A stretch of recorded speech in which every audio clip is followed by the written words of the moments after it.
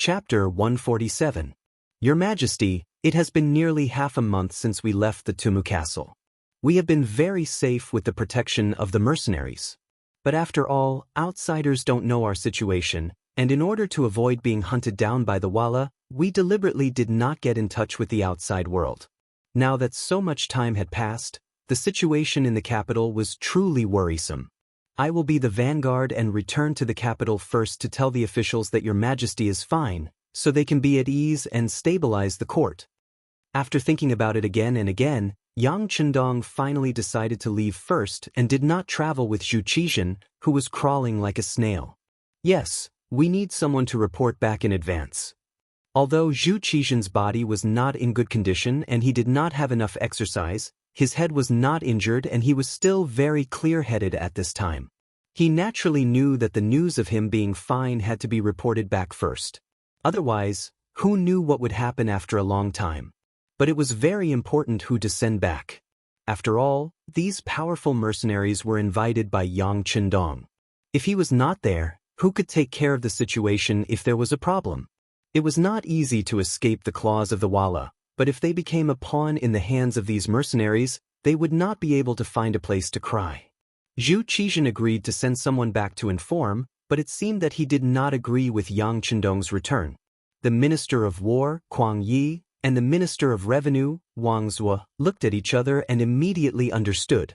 This time, it was because of Yang Chendong that their lives were saved. It could be called a great kindness. And now, it was time to repay the kindness.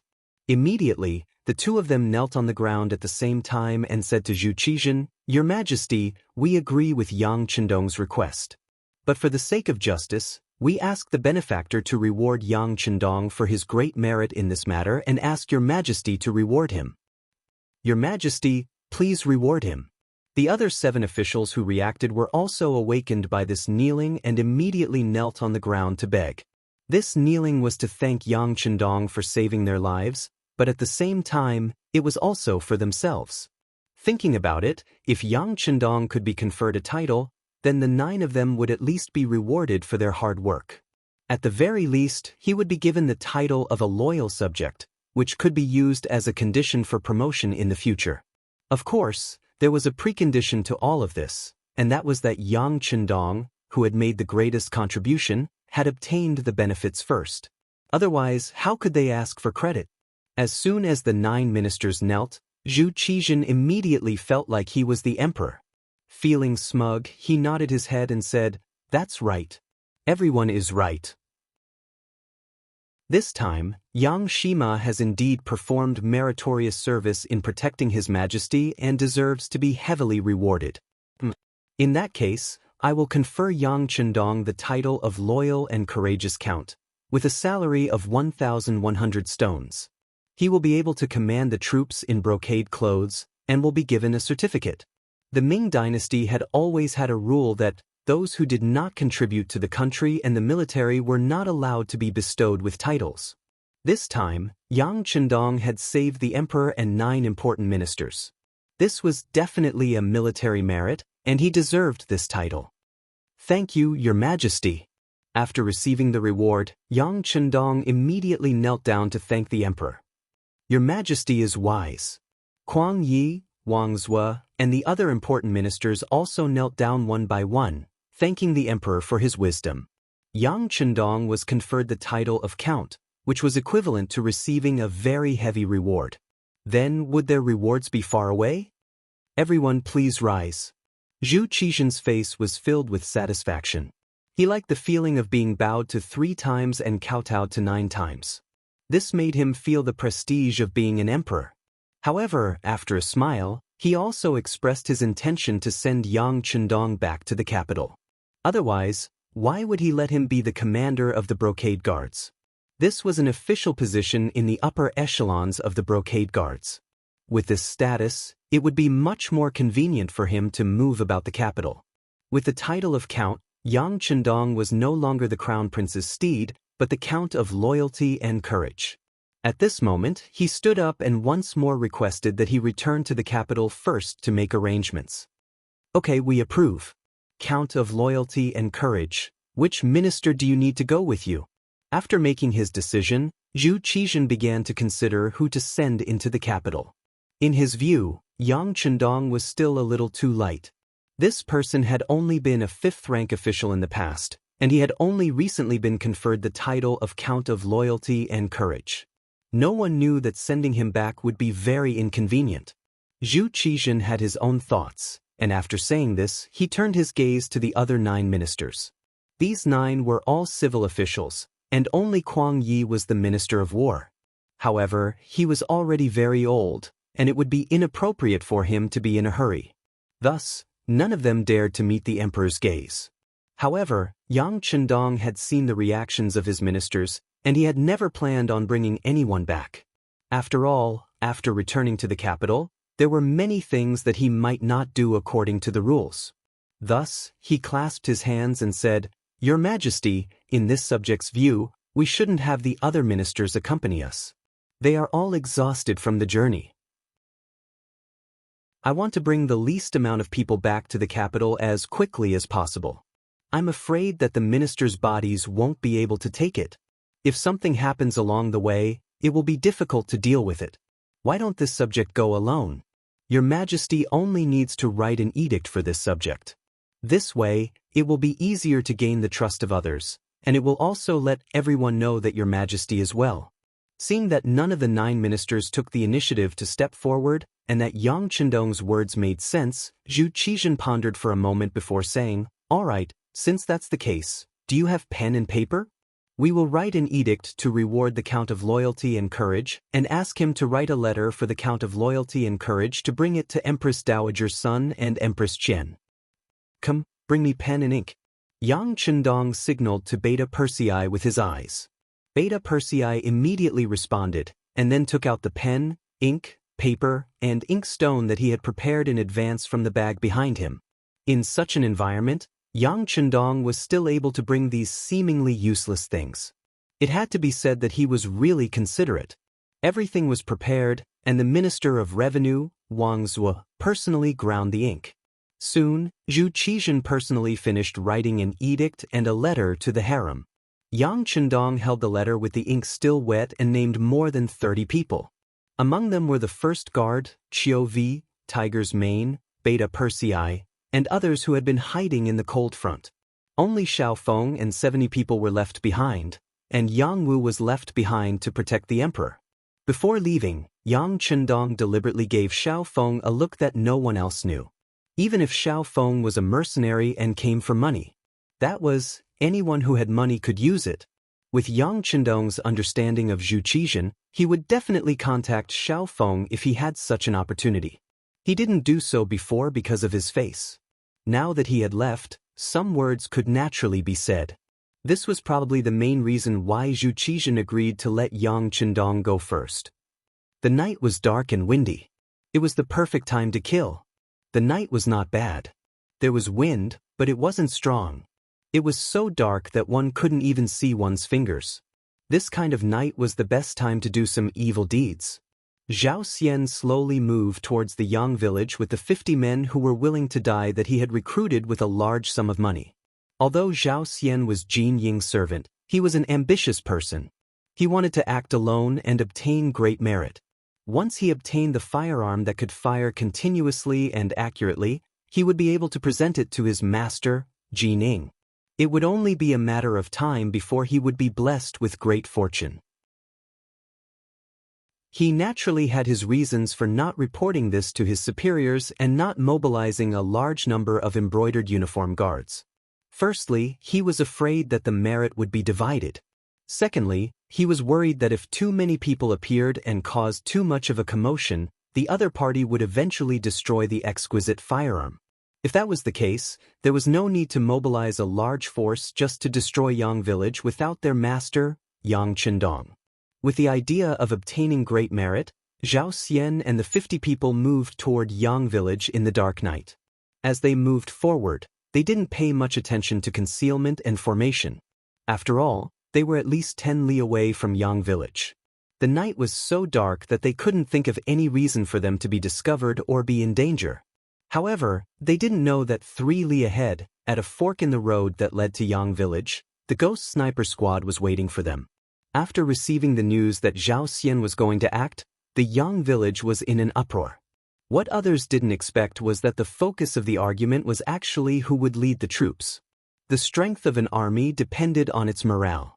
Even if it was a well-trained army, it would only be a defeated army when its morale was completely gone. Previously, there was no lack of elite troops from the Ming dynasty in the Tumu Castle. Many of them were even left behind by the Ming dynasty's Emperor Zhu Di. However, after losing their morale, weren't they still unable to withstand a single blow? Not to mention how hard the Yangxie's new army trained and the price they had to pay to become a qualified cold vanguard. In terms of morale, no one could compare. Among them, the fiercest were the Second Guard's Captain Dao Xiao and the Ghost Sniper Squad's Captain Bai Zua. The two of them led a team of 10 and 20 people respectively. In Yang Chendong's eyes, they were the elites of the elites. They were two sharp fists. Now that there was a mission, these two fists wanted to attack. They wanted to obtain merit and perform better. However, in the end, the one who won was Captain Bai Zua. It was not for anything else but because before Yang Chendong left, he had said that he had some secret things to do. The first was the Ghost Sniper Squad. This was because this was a hidden army that could attack the enemy from a long distance and not be discovered. The so-called hidden army referred to the fact that they could achieve the goal of being invisible to a certain extent. Before others could discover them, they would be eliminated. Chapter 148. This time, dealing with Zhao Xian was a secret mission. Mobilizing the Ghost Shadow Sniper Squad was the most appropriate move for this kind of mission. When Bai Zua mentioned the sixth young master's message, Dao Xiao had no choice but to lower his head. The advantage of the guards was in their defense. They could even block bullets for their master in times of danger. Loyalty was a must. However, they did not have the ability to wipe out the enemy in an instant. The equipment in their hands made it very difficult for them to accomplish this goal. In the end, Bai Zua won the mission and Yang Lu followed to supervise the completion of the mission. The final result still required him to personally report to Yang Chendong. This was one of the privileges of a servant. This was the meaning of the phrase, a seventh-rank official in front of the Prime Minister. After receiving the mission, Bai Zua left in high spirits. Not long after, he brought his 20 team members and Yang Lu, a total of 22 people, to the fork in the road. According to their previous discussion, even if Zhao Xian and the others appeared here, as long as their goal was not in the direction of Yangjia village, they should not touch him. After all, the sixth young master was not here. It was better to avoid unnecessary trouble. In other words, although Bai Zua had made preparations, the final choice was still in Zhao Xian's hands. As long as he was not greedy, death could still be avoided. However, since Zhao Xian had seen the power of the new firearms and had made preparations for a few days, how could he not make a move on Yangjia village? Therefore, when Zhao Xian led more than 50 people to the fork in the road, he did not hesitate at all and chose the direction that led to the Yang village. The moment they took the first step, they were destined to meet a tragic end. In order to complete this mission, Bai Zua had brought the most advanced weapons and equipment. Needless to say, the sniper rifle had a shooting range of up to 2 kilometers. At the same time, it was equipped with extremely advanced night vision goggles, which ensured that the light in the field of vision was not too different from the light in the day. It was still possible to see every movement of the target clearly, and even every hair on their body. Under these conditions, one could imagine what awaited Zhao Xian and the others. The silhouettes of Zhao Xian and the others appeared clearly in the scope. These men in black seemed to be using the darkness of the night to disguise themselves, but in fact, every movement was magnified and could be seen clearly. Even the slight change in their eyes could be seen clearly. Ready, 3, 2, fire. As the captain, Bai Zua was very calm at this time. Unlike the other teammates, he didn't need a spotter. Even though Yang Lu was crawling beside him, he was only here to observe the situation and wouldn't help anyone. Bai Zua didn't need a spotter. He was still comparable to any group of subordinates. When he gave the order to shoot, according to the attack plan, the men in black walking in the last row became the first targets to be shot. Swish, swish, swish, swish. Under the silencer, several flames suddenly appeared, followed by the sound of 11 black-clothed men falling to the ground, followed by the swollen bodies. One of them didn't get hit in the vitals because the silencer would change the aerodynamic efficiency of the bullet when it was fired. This would change the speed and direction of the bullet, which would affect the sniping distance and shooting accuracy. Since he wasn't hit in the vitals, he didn't die immediately. Instead, he struggled and screamed in pain. In such a dark night, the sudden miserable screams immediately attracted the other black-clothed men to hide in all directions like birds startled by the twang of a bow. In a situation where they did not know what had happened, there were even some who directly fell to the ground. It could be seen that they were indeed frightened. In an era where ordinary firearms were considered the most advanced firearms, the sniper rifle was something that many people had never seen before. There were no signs of life. Just a few flames lit up and people fell to the ground dead. To the ancients who did not know anything about technology, this was no different from seeing a ghost.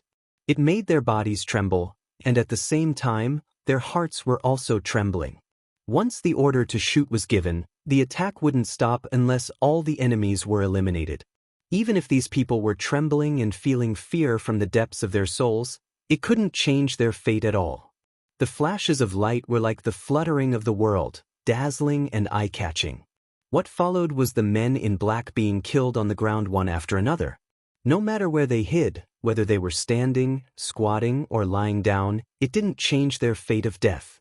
After the flashes of light, after only 5 rounds, only Zhao Xian was left on the battlefield. It wasn't that he hid well, nor was it that he was lucky. Leaving him alive was originally Yang Lu's request. More than 50 people were handed over to the Ghost Shadow Sniper team, leaving one person for himself to kill. This was the result that Yang Lu came to after discussing with Bai Zhua. They didn't want no one to know of their existence when they first appeared. Even if Zhao Xian was destined to die, it was also a kind of glory for him to know who killed him before he died. Originally, there was a group of living people around him. Although these people had cold expressions and even had a murderous aura in their eyes, they were still living people after all. It wasn't like now, where the surroundings were filled with a deathly aura and the smell of fresh blood assailed his nostrils. Zhao Xian felt as if he was living in hell. There was only deathly aura around him. Just as his eyes kept turning and his mind was blank, frightened by the scene in front of him, Yang Lu appeared from a bush and walked out. "Who are you? Let me tell you, my master is Lord Jining. If you dare to kill me, he will definitely not let you go." Feeling a black shadow creeping towards him in the distance, Zhao Xian's lips kept trembling as he tried to threaten the other party with a trembling voice. He was a fish on the chopping block. At this moment, Zhao Xian's voice was so weak and pale that it didn't pose the slightest threat to Yang Lu, who was getting closer and closer. With steady steps, Yang Lu walked step by step like a heavy hammer pounding on the soul. He arrived in front of Zhao Xian and raised the broadsword in his hand high. "Kid, I'll give you a benefit before you die. I'll let you be a ghost that knows the truth. Since you've offended the 6th young master, death is your only fate." You're from the Yang village? That's impossible. Your master is already dead and you still dare to offend Lord Jining. You're all destined to die. At this moment, Zhao Xian finally regained his senses and realized Yang Lu's identity. He then shouted hysterically. Unfortunately, no matter how much he shouted, he couldn't change the outcome. As Yang Lu raised his broadsword high and brought it down, a bloody head flew into the air. Zhao Xian was dead. When he died, his widened eyes seemed to express the unwillingness in his heart. He finally knew how powerful the Yang village was. He knew that the Yang village had more than one powerful firearm. He knew that the Yang village was not to be trifled with and was powerful. If he had another chance to choose, he definitely wouldn't have brought his men to the Yang village to steal the credit. Instead, he would have brought a large group of embroidered uniform guards to the Yang village. He didn't believe that the people of the Yang village would dare to resist against the embroidered uniform guards. Zhao Xian really didn't understand the people of the Yang village. They were soldiers of the new era and were particular about obeying orders. As long as it was an order from Yang Qindong, even if they knew that there was a sea of fire in front of them, no one would frown when advancing. Even if the Imperial Secret Service really came, what they needed to do was to actively counterattack without the slightest hesitation. Zhao Xian was dead. He died without any signs of life. As the master, Jin Ying didn't know at all. He really had too many things to do. Wang Zhen still had many remaining supporters to deal with. After all, Wang Zhen had covered the sky with one hand all these years. Whether it was in the palace or outside, he had accumulated too much power. It would take a lot of time to get rid of them. Other than Wang Zhen, there were many people who had to be dealt with in time. Before Zhu Qizhen left the capital, he had ordered Zhu Qiyu to stay in the capital. The court affairs would be handled by Jin Ying, another eunuch, Xing An, the Minister of Personnel, Wang Zhi, and the Prince Consort, Jiao Jing. Wang Zhi and Jiao Jing were easy to deal with. When faced with an extreme situation, the first thing a scholar would think of was self-preservation. As long as he didn't threaten the lives and interests of these people, they would stay put and watch everything with the attitude of watching a tiger fight from the top of a mountain. Xing An, on the other hand, had first served Empress Dowager's son, then Empress Qian. With the Empress's support, he wasn't easy to deal with. Moreover, they were all eunuchs, so it was easy for them to guess each other's thoughts. As for the Xing An eunuch, Jin Ying wanted to negotiate first. Although Zhu Qiyu had already ascended the throne and become the substitute emperor, it was clear that he still respected his sister-in-law. If he made a move against Empress Qian's people, he had no idea what would happen if he was sued. It was precisely because of Wang Zhenyu's faction and Xing An's presence that Jin Ying completely forgot about her servant Zhao Xian. 4 days later, everyone in Wang Zhenyu's faction had been captured and killed. Aside from those who had escaped, most of them had been eliminated. Moreover, the negotiations with Xing An had gone smoothly. Everyone had reached an agreement to mind their own business. Only then did he remember the matter of the immortal abode and sky beyond heaven. He immediately ordered someone to find Zhao Xian. After learning that Zhao Xian hadn't appeared for several days, he summoned the second master of the Yang clan, Yang Rang. He wanted to ask when these properties would become his. The palace eunuchs came to Yang Rang's residence and led him into the palace. Yang Rang's face lit up with joy. Chapter 149. He did not know that Zhao Xian had already gone to hell. He thought that he had succeeded and that Jin Ying was going to reward him. He did not forget that the eunuch in charge had said that there would be more benefits for him. He was still looking forward to being promoted and getting rich. Yang Rang came to the palace with a trace of anticipation and excitement. The moment he saw Jin Ying, he knelt on the ground without any bottom line and kept saying auspicious things about Jin Ying. "All right, Lord Yang, please get up." A satisfied smile hung on Jin Ying's face. What he loved the most was to see those high and mighty so-called pillars of the country, the aristocratic families, kneel down and salute him. It gave him a great sense of accomplishment.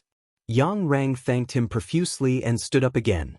Then, he stood there respectfully with a bashful smile on his face. "Lord Yang, this time I called you here to ask you, do you know where Zhao Xian is now? And what happened when you went to the Yang village that day?"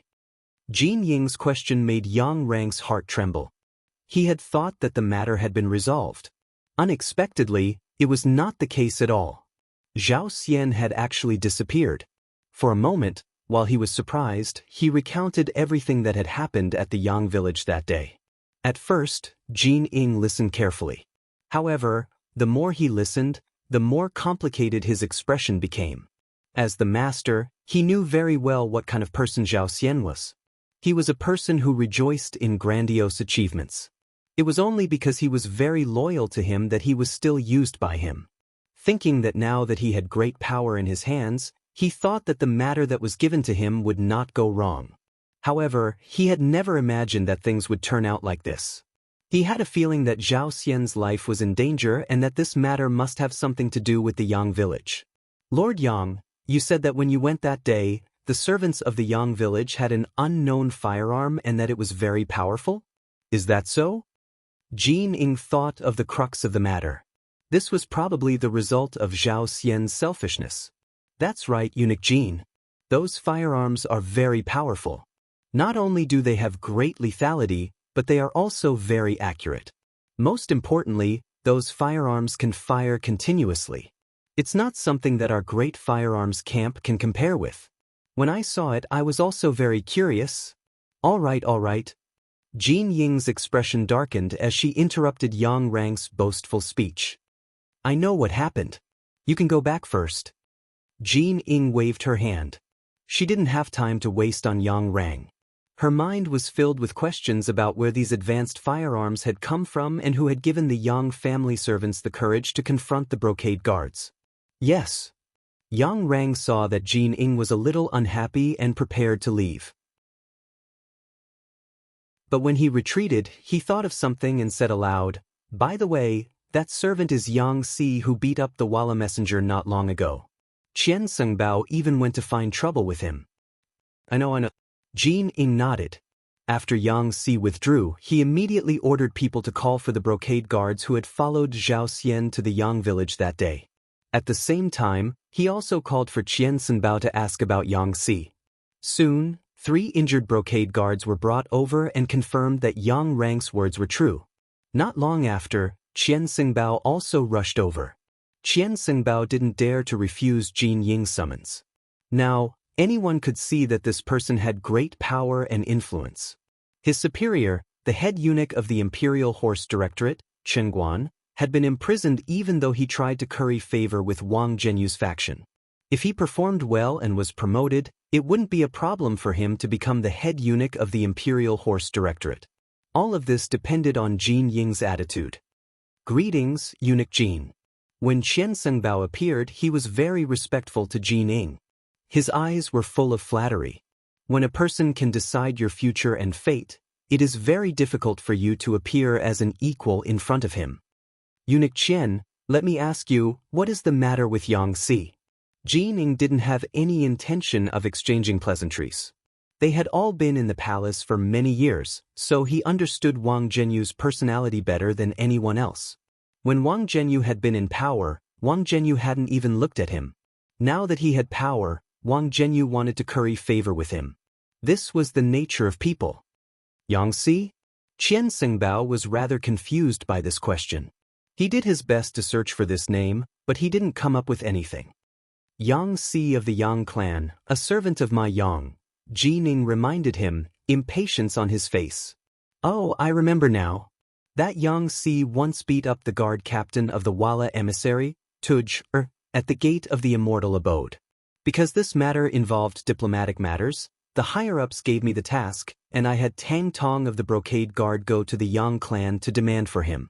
It was said that he had already left the capital and gone to the Yang clan's Jianing residence. Later on, because of the conflict between the Walla and our great Ming, no one asked about this matter anymore. Qian Sengbao was also confused as he answered the question. He didn't understand why Lao Jining was so concerned about a mere 5th-rank servant. He went to the Yang clan's residence?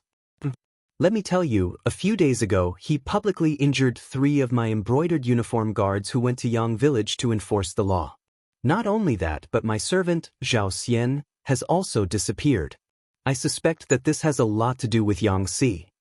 As Jean Ying spoke, he let out a soft snort, expressing the dissatisfaction in his heart. Something like that happened? Qian Sengbao had truly been shocked by this matter. Putting aside the fact that no one in the world dared to openly oppose the brocade guard, just the disappearance of Jean Ying's servant was a major matter. Based on this, the Yang village was doomed this time. After knowing Jean Ying's intentions, Qian Sengbao understood what he had to do next. He immediately took the initiative and said, "Don't worry, Eunuch Jean. I will bring some people to the Yang clan and bring the criminal over. At the same time, I will search the place to see if I can find Zhao Xian's whereabouts." Very good. Seeing that Qian Sengbao understood his intentions, Jean Ying's expression eased. Go ahead, but you must be vigilant. There is news that the other party has a new type of firearm with great destructive power. You must bring more people with you. Also, bring Mao Mu with you. In the past, when Wang Zhen communicated with the Yang clan, he relied on this person. Let him reason things out first. It's best not to make a move if possible. Of course, Jin Ing wasn't someone who bemoaned the state of the universe and pitied the fate of mankind. He didn't have the slightest intention of being soft-hearted when it came to the lives of the Yang clan people. He was worried that the advanced firearm would be destroyed, so he wanted to use the method of peace talks to resolve the matter. Qian Sengbao left after receiving his orders. As he instructed someone to find Tang Tong, Qian Hu, and have him wait outside the palace with his men, he walked straight to where Mao Mu was resting. Mao Mu was the last-ranked eunuch in the ceremony directorate. Previously, he had been living a very glorious life, but now he was like a rat on the street, hated by everyone. Speaking of eunuchs, there were too many differences between them and ordinary people. Their jealousy was several times greater than that of ordinary people. The thing they couldn't stand the most was others having a good time. Perhaps it was because of their bodies, but they were more passionate about power and money. Whenever they had the chance, they would always try to get some benefits for themselves. And when they had the chance to step on others, they wouldn't be soft-hearted at all. Previously, because of Yang Chendong's support, Mao Mu had been promoted several times. From a small eunuch leader to a large eunuch leader. As his status changed, he, who represented the diapers, earned a lot of money. For a period of time, other than Wang Zhen, few people dared to give him any face. But with the defeat at the front lines and the news of Ing Zong and hundreds of officials dying in battle, Mao Mu's good days came to an end. There was no one to protect him. What followed was the jealousy of all the eunuchs. Almost everyone with some ability came to him to take advantage of him. Seeing that the situation wasn't good, Mao Mu was decisive. First, he gave most of the money he had saved to Jin Ing, drawing a clear line between him and Wang Zhen. Then, he used the rest of the money to get rid of the other eunuchs who came to make trouble for him. For a time, it could be said that he spent money like it was dirt. Only then did he manage to keep his position. Even so, his authority was no longer what it used to be. In addition, something had happened to Yang Chendong. Now, he couldn't even find a source of diapers. He was completely empty-handed.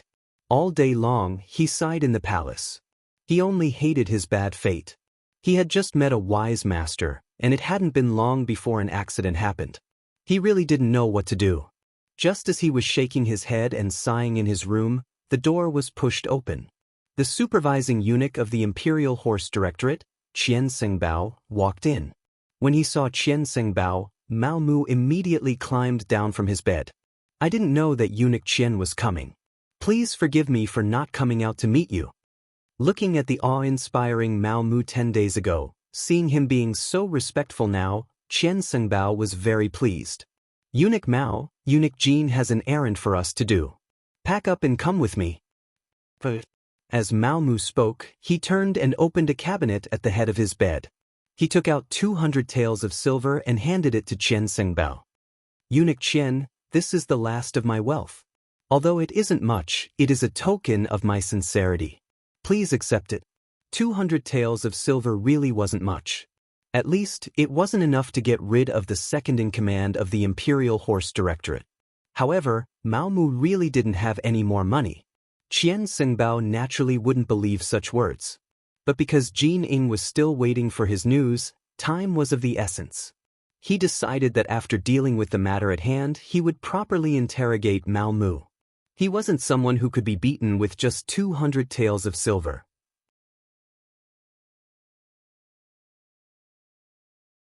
Chapter 150. Mao Mu followed Qian Sengbao out of the palace and saw Qian Tong, who had already gathered 200 embroidered uniform guards. When Mao Mu's gaze met Tang Tong's, there was a look of sympathy in his eyes. They were all Wang Zhen's subordinates, and even Mao Mu had always been seen as one of Wang Zhen's trusted aides.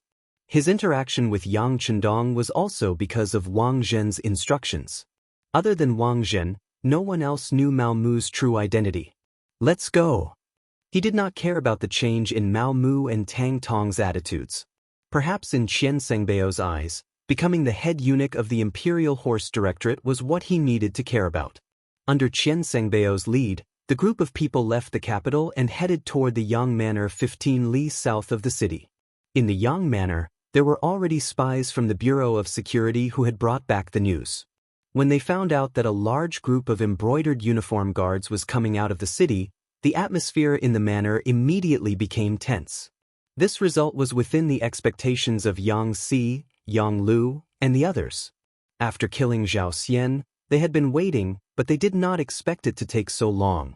Since they had been waiting for a long time, there was not the slightest bit of panic.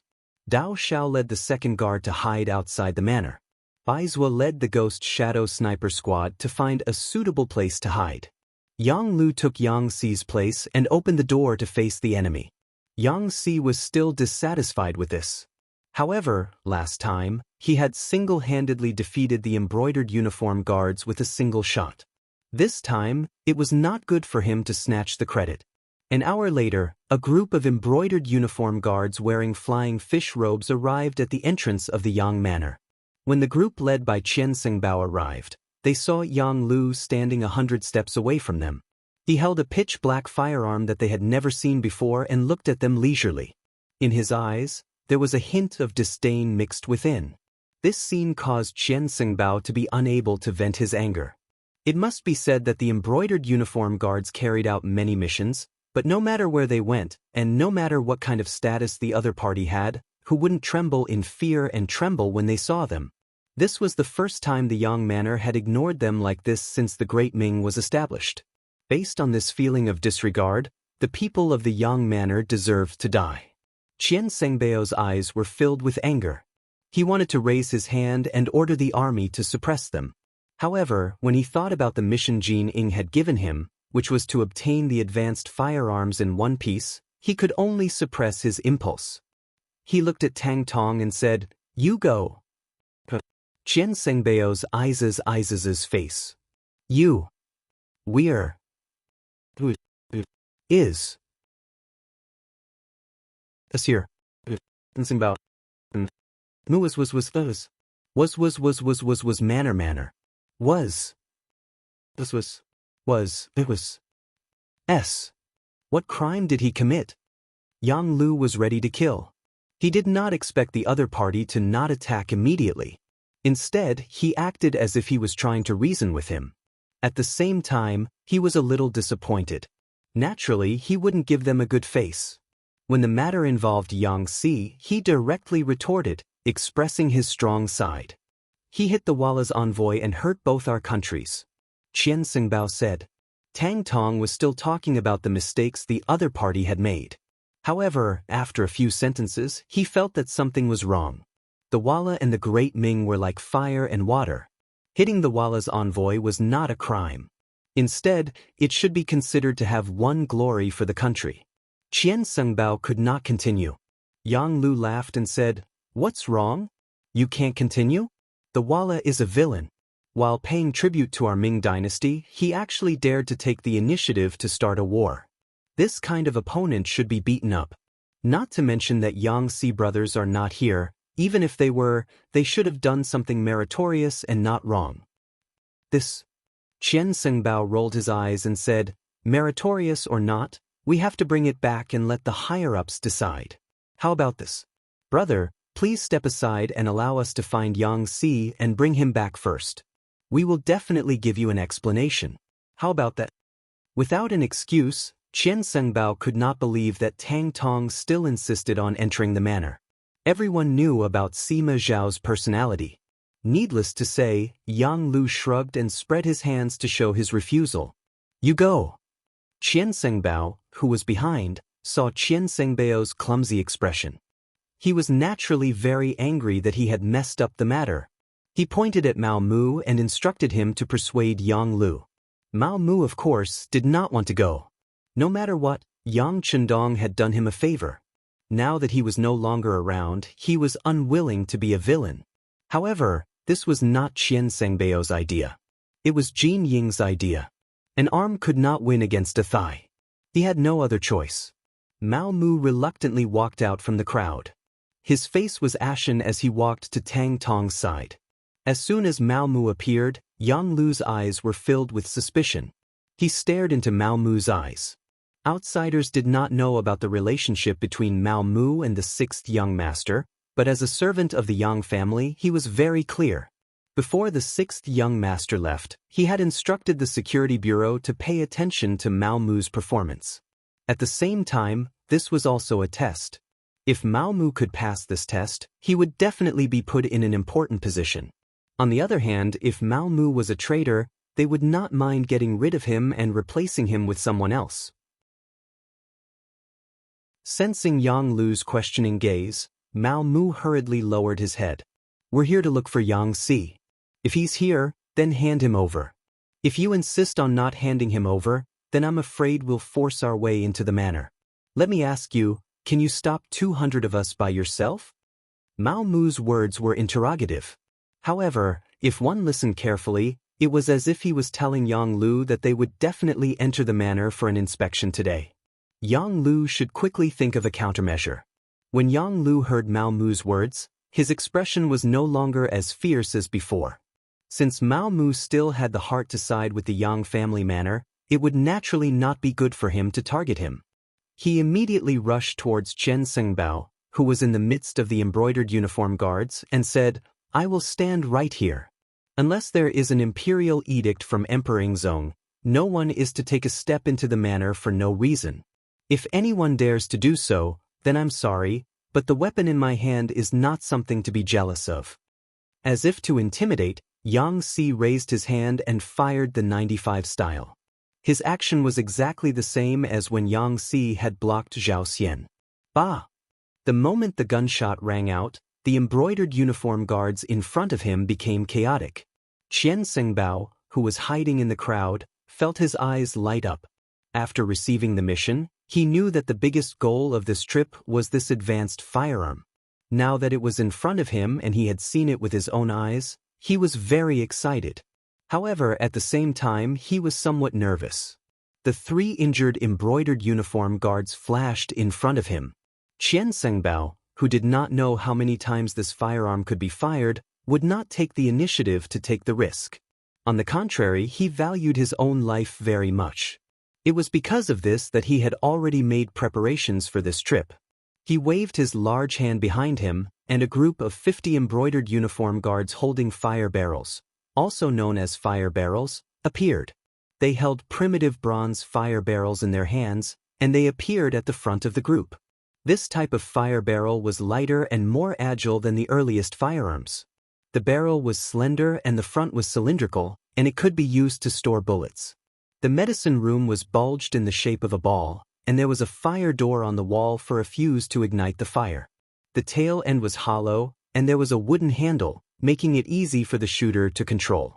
Torches were quickly lit, and 50 embroidered uniform guards held torches and looked forward, as if they were ready to light the fire barrels at any time. The sudden hostility caused the atmosphere to drop to a freezing point. Mao Mu and Tang Tong, who were standing in the middle of the field, were so scared that they fell to the ground.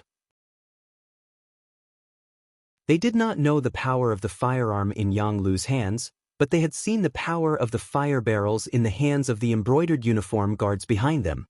If the guns were fired randomly, there was no telling where the target would be. If they still dared to stand in the middle, they would undoubtedly become living targets. Whether the 2 of them were afraid of death or of being accidentally injured, they simply lay on the ground. In comparison, Yang Lu stood there with the 9-5 style as if nothing had happened. He didn't show the slightest bit of fear because of the appearance of these fire cylinders. On the contrary, his eyes were full of radiance. It was as if he wanted to experience the power of these cylinders. Chen Sengbao saw Yang Lu's behavior and was naturally very dissatisfied. He actually could not scare the other party. It seemed that simple intimidation had lost its meaning. He had to be serious. He thought that as long as he could kill Yang Lu from a distance, he would be able to obtain the advanced firearm. Then, the mission that Jining gave him would be considered completed. He immediately shouted, "Everyone listen up. The target is straight ahead. If anyone resists, kill without mercy." The reason why he had to go first instead of shooting first was obviously because the power of the flamethrower couldn't reach that far. He wanted to shorten the distance between them. As long as he reached the effective range, he wouldn't hold back. It was because he knew the effective range of the fire barrels that Yang Lu was so fearless. Now that he saw the other party's troops moving forward, he raised his gun and let out a deafening gunshot. "Stop where you are. Otherwise, I will shoot whoever dares to move forward." His voice was loud and clear, firm and powerful. It represented Yang Lu's current mood. However, the embroidered uniform guards didn't really stop. Qian Sengbao had given a strict order and was supervising the battle from the rear. If any of them dared to stop at this moment, they would be punished by military law. Before they saw the power of the new firearm, who would dare to stop?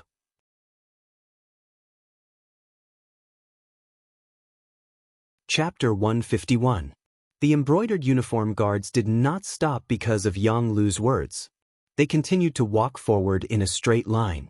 From their point of view, there was no reason for them to lose when 200 people fought one person. However, they did not know that this scene was exactly what Yang Lu wanted. He was really worried that if he shouted a few words, he would scare them. If that happened, he would not be able to use his skills. Now that these people were not afraid of death, it was exactly what he wanted. He also had a chance to show off. His shout spread out. Seeing that the embroidered uniform guards did not move, Yang Lu smiled. He raised the 95 style in his hand and aimed it at the embroidered uniform guards at the front. He then adjusted his breathing and his right index finger gently pulled the trigger. He began to fire one by one. In Yang Lu's eyes, the embroidered uniform guards who were lined up with fire barrels were like fixed targets. As long as he wanted to, he could easily take the life of any one of them. However, these people were not enemies, nor were they like the fugitives that Zhao Xian had brought. They were only soldiers who had received orders. They were not enemies who would not rest until one of them was dead. He did not need to kill them. He only needed to injure them and make them suffer heavy injuries to break their fighting spirit. Yang Lu moved the muzzle of the gun slightly, from the original position of the forehead to the legs. His index finger moved slightly and he fired the first shot. Bang! The second shot rang out. The spinning bullet flew forward and whistled through the air. It directly drilled into the right leg of an embroidered uniform guard. The bullet entered the flesh and brought about a huge impact. The moment it came into contact with the blood, there was a splash of blood. Next, a figure fell to the ground.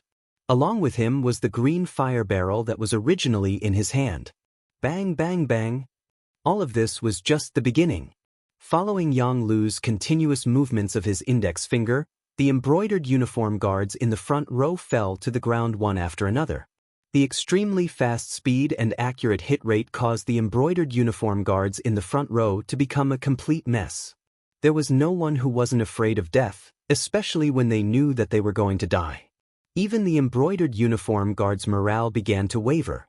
Some directly ran back, some took the initiative to lie down on the ground, and some had already lit their barrels and poured out the gunpowder. As for whether they could hurt Yang Lu or not, they no longer cared. 7 shots were fired, and after taking down 7 armed embroidered uniform guards, the entire formation fell into chaos. Qian Sengbao, who was sandwiched in the crowd, was also completely frightened by this scene.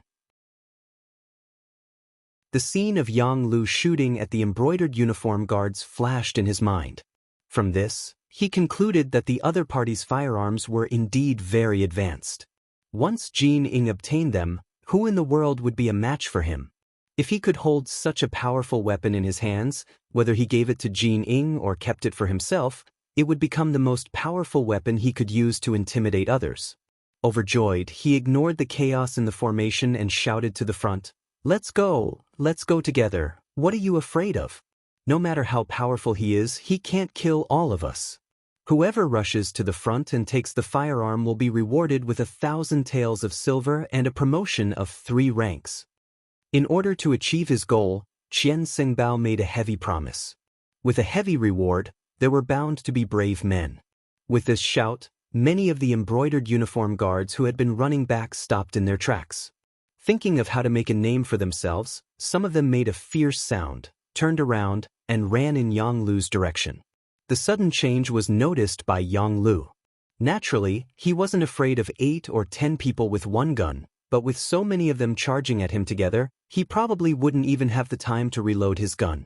Originally, he wanted to be like Yang Si and fight the enemies alone, but now it seemed that he had underestimated the willpower of these embroidered uniform guards. He couldn't help but start to retreat.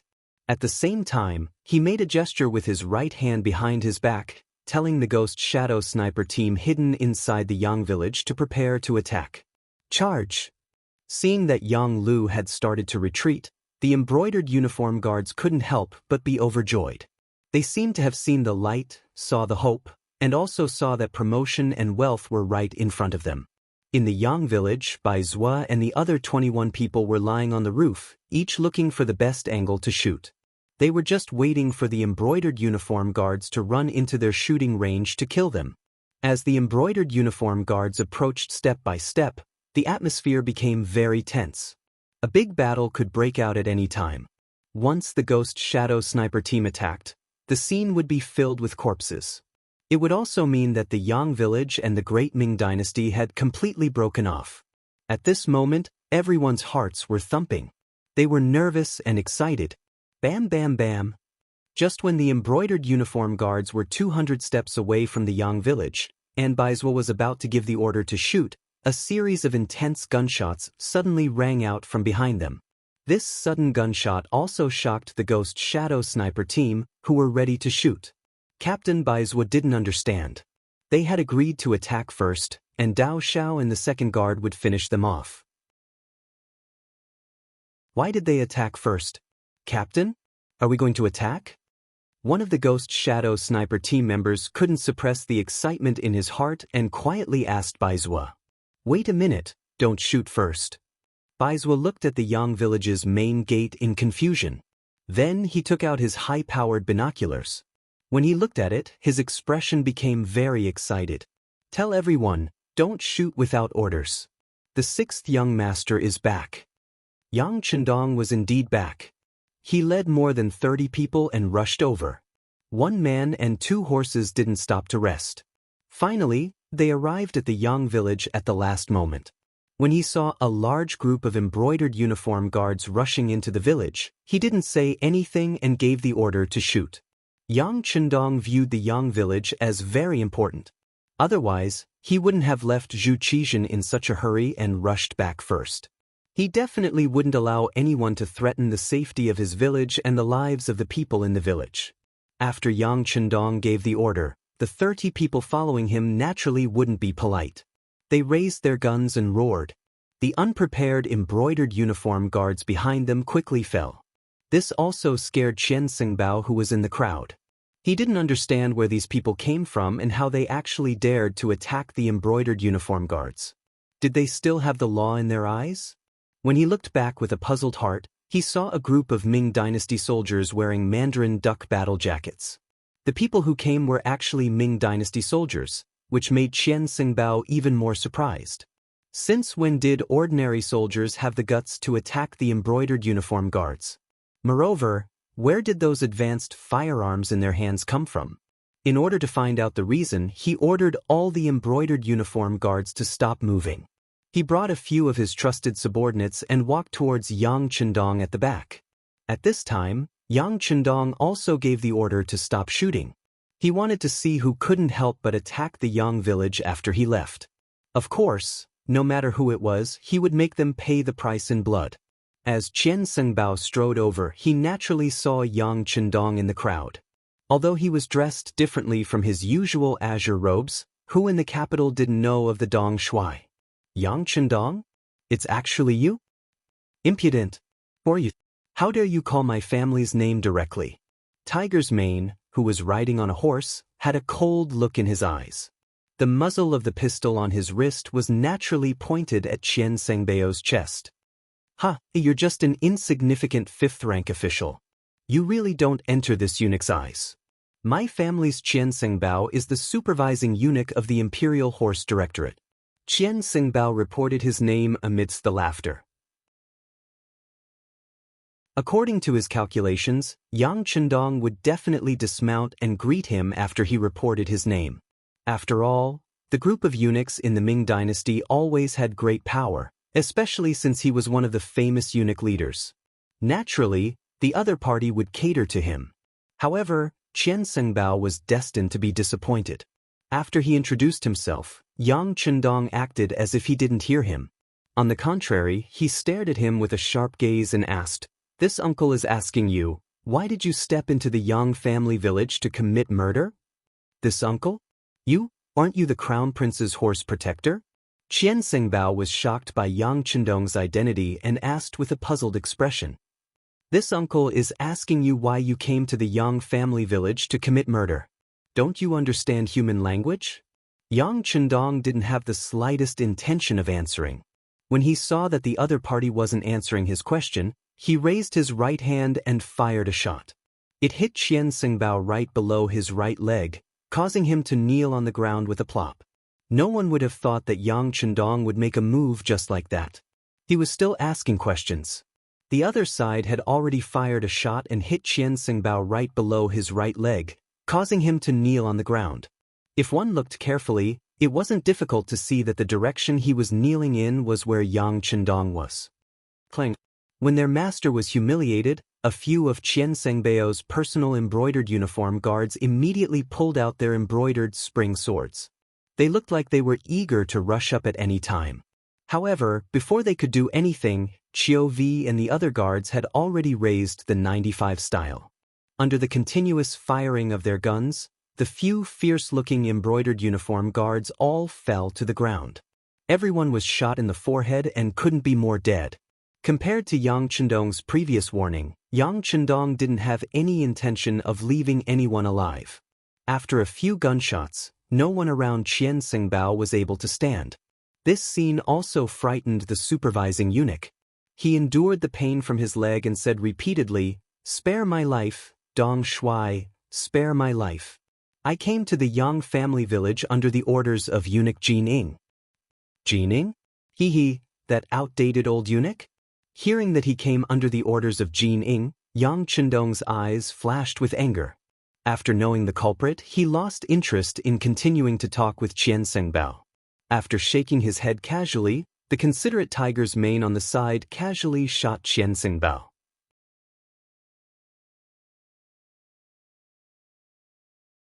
Chapter 152.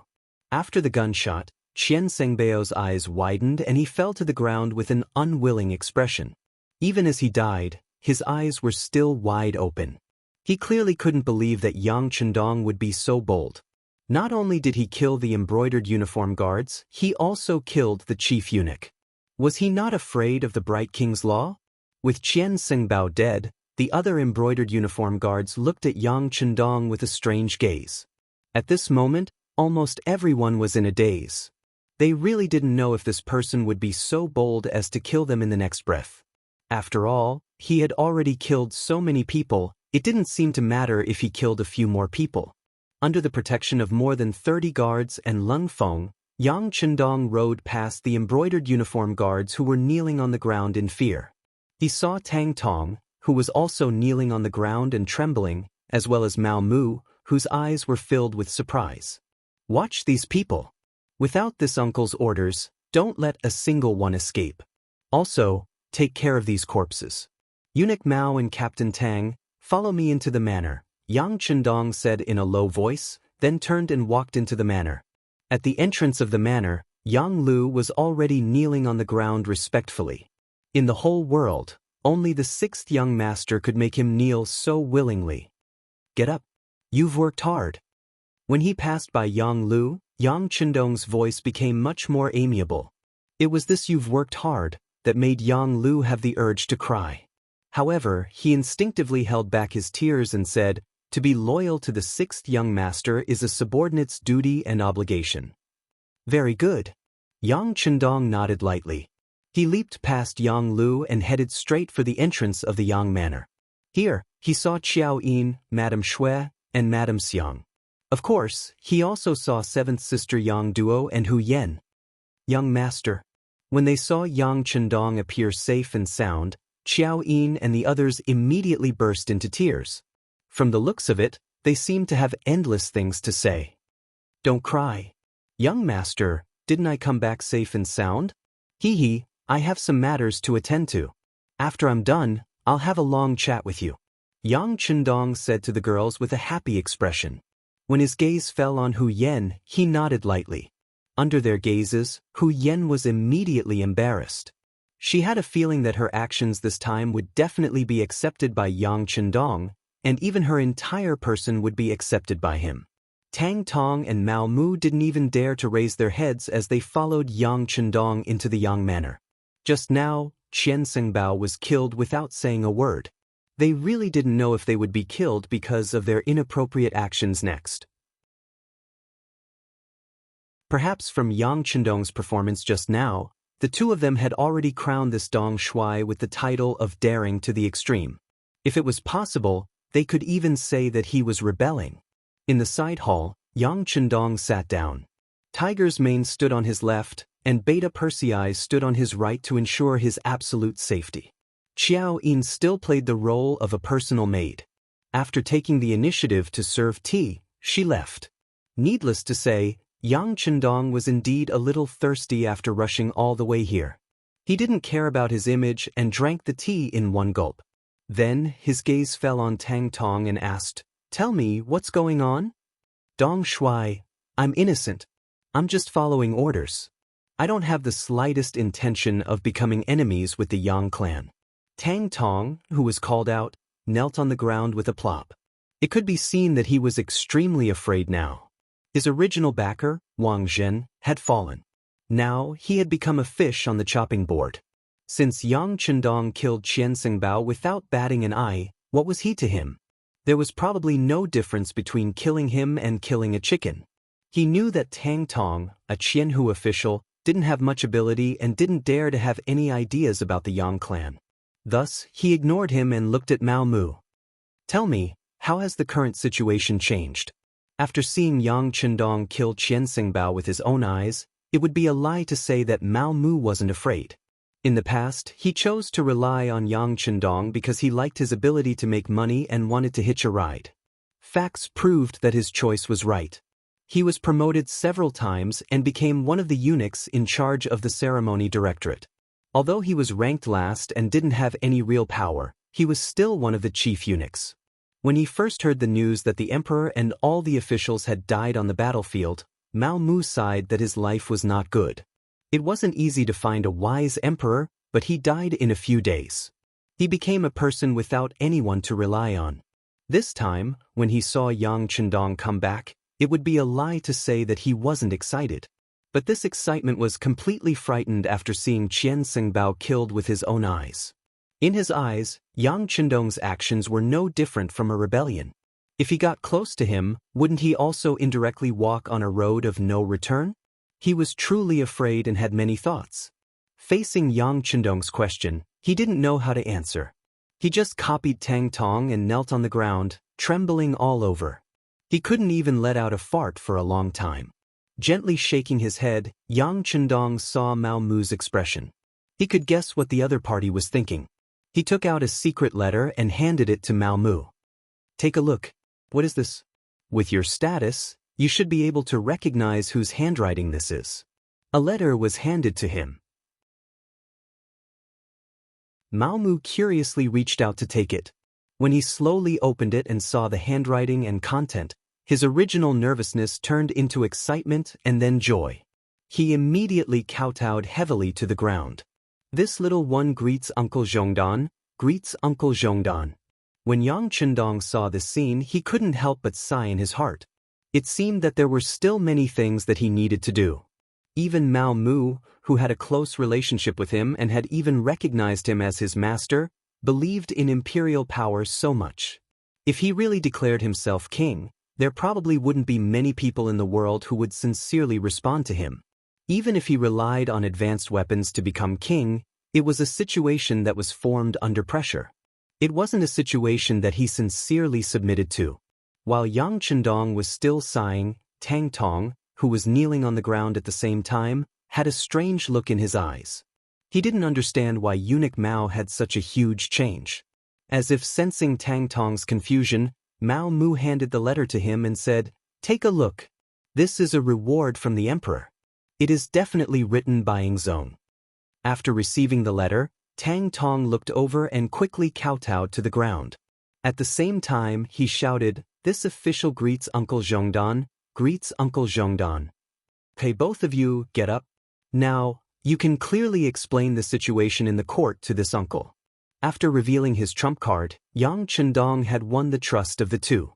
With Zhu Qixin's personal handwriting, Mao Mu naturally didn't have any psychological burdens and began to speak of everything he knew. Occasionally, Tang Tong would add a few words. As he listened to the two, Yang Chendong's expression turned grave, and he couldn't help but sigh at the power of the wheel of history. Although he had saved Zhu Qixin, this did not change the fact that the Mastiff King had become Dai Zong. Moreover, without Yu Qian, the court was completely under eunuch Jin Ying's control. Yang Chendong also had no good impression of Jin Ying. This eunuch was essentially jackals of the same tribe as Wang Zhen, and he was also not a good person. With him here, Dai Zong would probably find it very difficult to become a wise sovereign. It took an hour for Mao Mu and Tang Tong to give a rough account of the situation in the capital, but even this was not complete. Fortunately, Yang Chendong had already understood and had a general understanding of the situation. Okay, this uncle already knows the situation. I presume that you've already guessed that Ying Zong is fine and is currently heading to the capital under the protection of soldiers. This uncle is merely a vanguard official. Now comes the problem. The great Ming now has two emperors. How will you choose? As Yang Chendong spoke, he turned his deep eyes to Mao Mu and Tang Tong, intending to force them to state their stance. He had even made up his mind. It would be fine if these two were willing to swear loyalty to Zhu Qixin, but if they weren't, he would kill them both. Until he had infiltrated the palace and met with Empress Qian, his return could not be exposed. Sensing the pressure in Yang Chendong's eyes, Mao Mu made his choice without the slightest hesitation. This lowly one is a eunuch appointed by Ying Zong and naturally must swear loyalty to him. Yes, this lowly one is also loyal to Ying Zong. This time, Tang Tong reacted quickly and made his choice right behind Mao Mu. Okay. This answer was within Yang Chendong's expectations. They had all been glorious figures of Ying Zong's era, but now that Dai Zong had been replaced, Jin Ying viewed them as dissidents, and they were on the verge of being eliminated. It had always been easy to choose where to go. Since all of you have chosen Ying Zong like this uncle, it is time for us to repay His Imperial Majesty's kindness. Mao Mu, immediately arrange for me to enter the palace and meet with Empress Qian. Remember, only you can know of this matter. As for how much silver it will cost, I will prepare it for you in a little while. Tang Tong, immediately get in touch with those embroidered uniform guard leaders. This emperor is also the commander of the embroidered uniform guard. As long as they join me, their past mistakes can be forgiven. Of course, Yang Chendong would also choose to work for Ying Zong, Zhu Qixin. This was not about who he wanted to swear loyalty to, but in the current situation, Ying Zong was clearly at a disadvantage. He had to help him gain a foothold. In his opinion, whether it was Ying Zong, Zhu Qixin, or Dai Zong, Zhu Qiyu as the emperor, they could not be too strong. It would be best if the two emperors worked together. This way, he would be able to benefit from both sides. Now that Ying Zong was at a disadvantage, he naturally had to help him.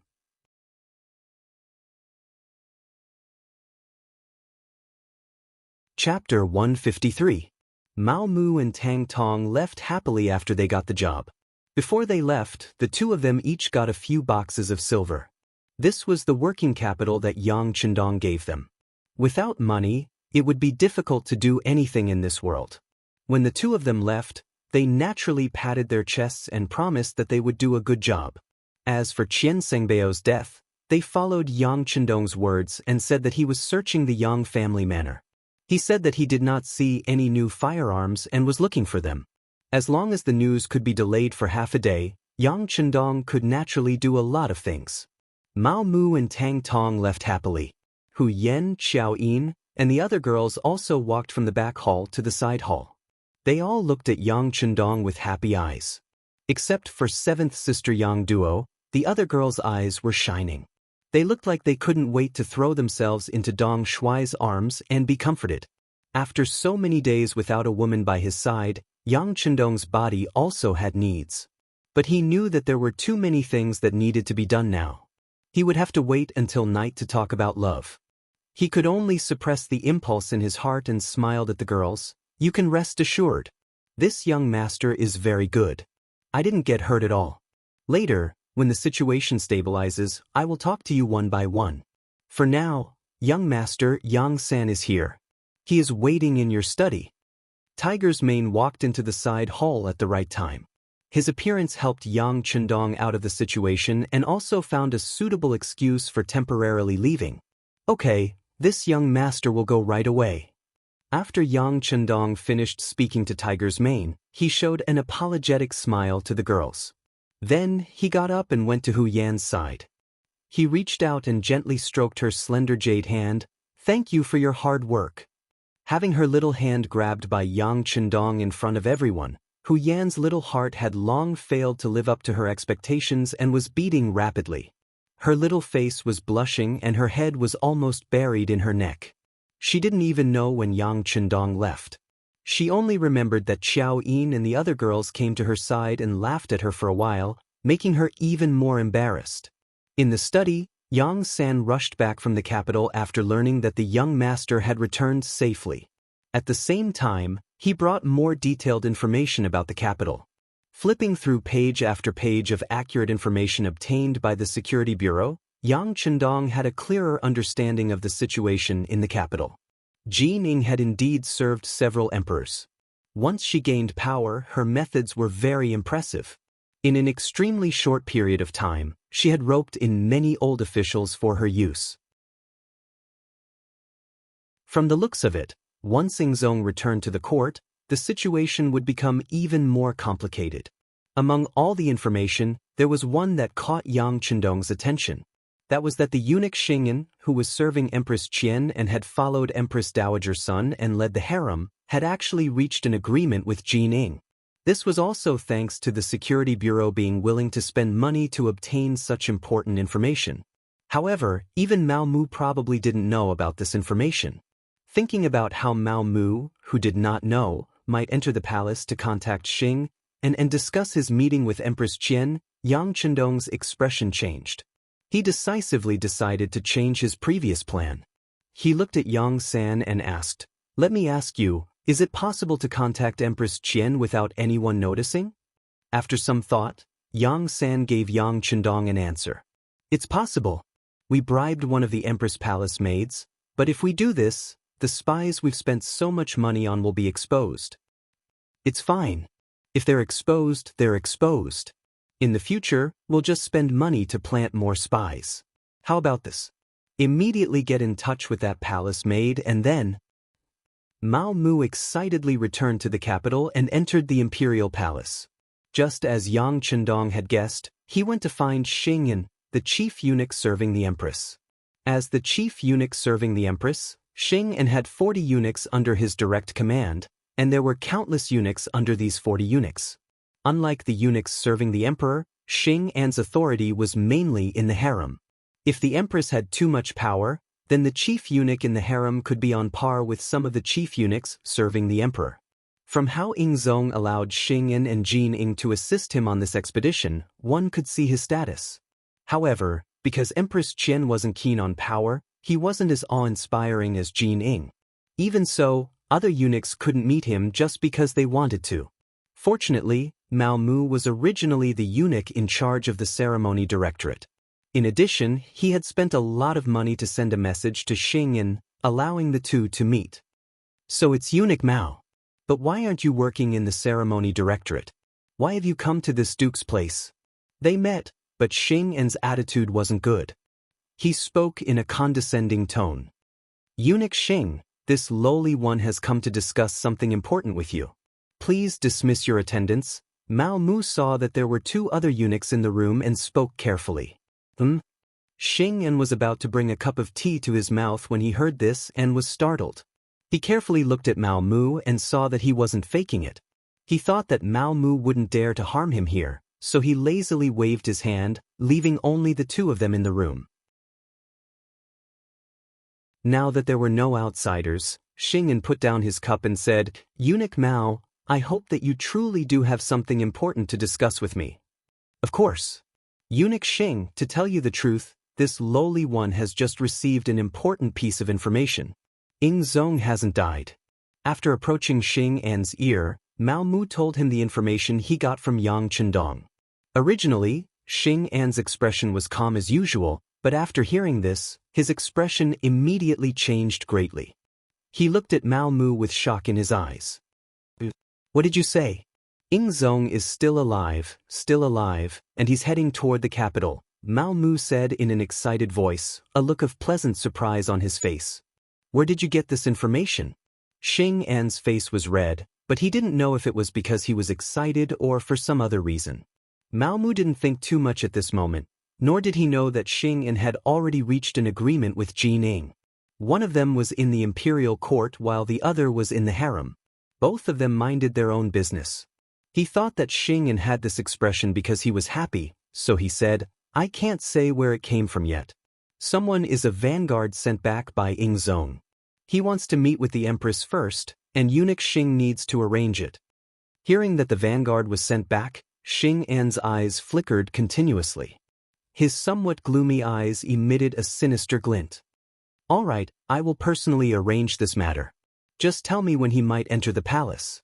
Mao Mu had come happily and left satisfied. Xing An's last few words were about this matter. He would definitely tell the Empress his role in this matter. In this way, his meteoric rise was just around the corner. After Mao Mu left, Xing An hurriedly left the harem and went straight to Jin Ying's office. But what he didn't know was that just as he left, two palace maids left the Empress's palace together. Xing An's sudden arrival naturally attracted Jin Ying's attention. Currently, there was still a pile of matters to deal with in the imperial court. He really didn't want to have any disputes with Xing An right now. Of course, once he grasped the overall situation, no one knew what he would do. In the secret room, Xing An told Jin Ying the news he got from Mao Mu. As expected, it gave her a big fright. Eunuch Xing, this matter can't be taken as a joke. General Shiheng said that Ying Zong and hundreds of officials died in the battle, and his body has been found. How could there be another Ying Zong? Jin Ying thought of everything that Shiheng reported in the imperial court that day, and said in a doubtful tone. I don't really believe it either, but Mao Mu said it with certainty. Otherwise, Eunuch Jin can capture Mao Mu and ask him. Xing An also wasn't too sure, so he wanted to capture the eunuch who told them the news and torture him. Then he would have no choice but to say it. After hearing this, Jin Ying was a bit tempted, but then she shook her head. No rush. If we capture Mao Mu now, I'm afraid that the so-called vanguard won't dare to appear rashly. Let's do it like this. Everything will go according to the plan you discussed before. Once the vanguard appears, we'll capture him and then interrogate him about whether Ying Zong is still alive. If he's lying to us, then it's no big deal. But if he's alive, then we'll put him under house arrest. When the time comes, we'll inform Dai Zong. This will be a great merit. When that time comes, will we be left out of the benefits? Good. Eunuch Jin's thoughts are thorough. Thinking about how he could use this opportunity to make a good contribution in front of the new emperor, Xing An's face was filled with excitement. Although it was true that he was the head eunuch by Empress Qian's side, the emperor had already been replaced, and the empress would be replaced sooner or later. When that time came, he would have to make plans as early as possible. This was also why he took the initiative to tell Jin Ying this matter. This was to pave the way for future matters. Mao Mu was still waiting. When the time came, he would bring Yang Chendong to meet with Empress Qian in private. But before the main person appeared, a young eunuch appeared first. Eunuch Mao, the sixth young master has a message for you. Immediately leave the palace with me. Who are you? Mao Mu asked warily when he saw that the young eunuch was unfamiliar. Eunuch Jin, don't worry about who I am. All of this was arranged by the sixth young master. He said that what you did has been exposed. Soon, a great disaster will befall you. Come with me now. The eunuch who came also had an anxious look on his face. He was taking a huge risk by doing this. If Yang San had not found him and said that he was willing to pay 2,000 taels of silver for him to make this trip, then he definitely would not have appeared here. If it had been any other excuse to find him, Mao Mu might not have left with him. But the young eunuch mentioned the sixth young master. That meant that not many people knew that the sixth young master was still alive. This matter was filled with more credibility. Alright, I'll go with you.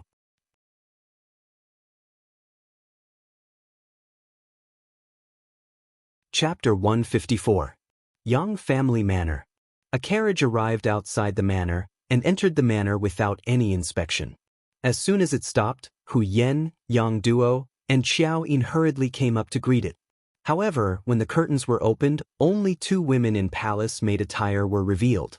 Hu Yen, Yang Duo, Xiao Yin, greets the Empress. After seeing the appearance of one of the palace maids, the 3 immediately bowed. There's no need to be so polite. Where is the Eastern commander? Empress Qian's face was filled with anxiety. After greeting the 3 women, she directly asked for Yang Chendong's location. He is. The young master is in the main hall waiting for the Empress. Because he has some urgent matters to attend to, he couldn't come to greet you.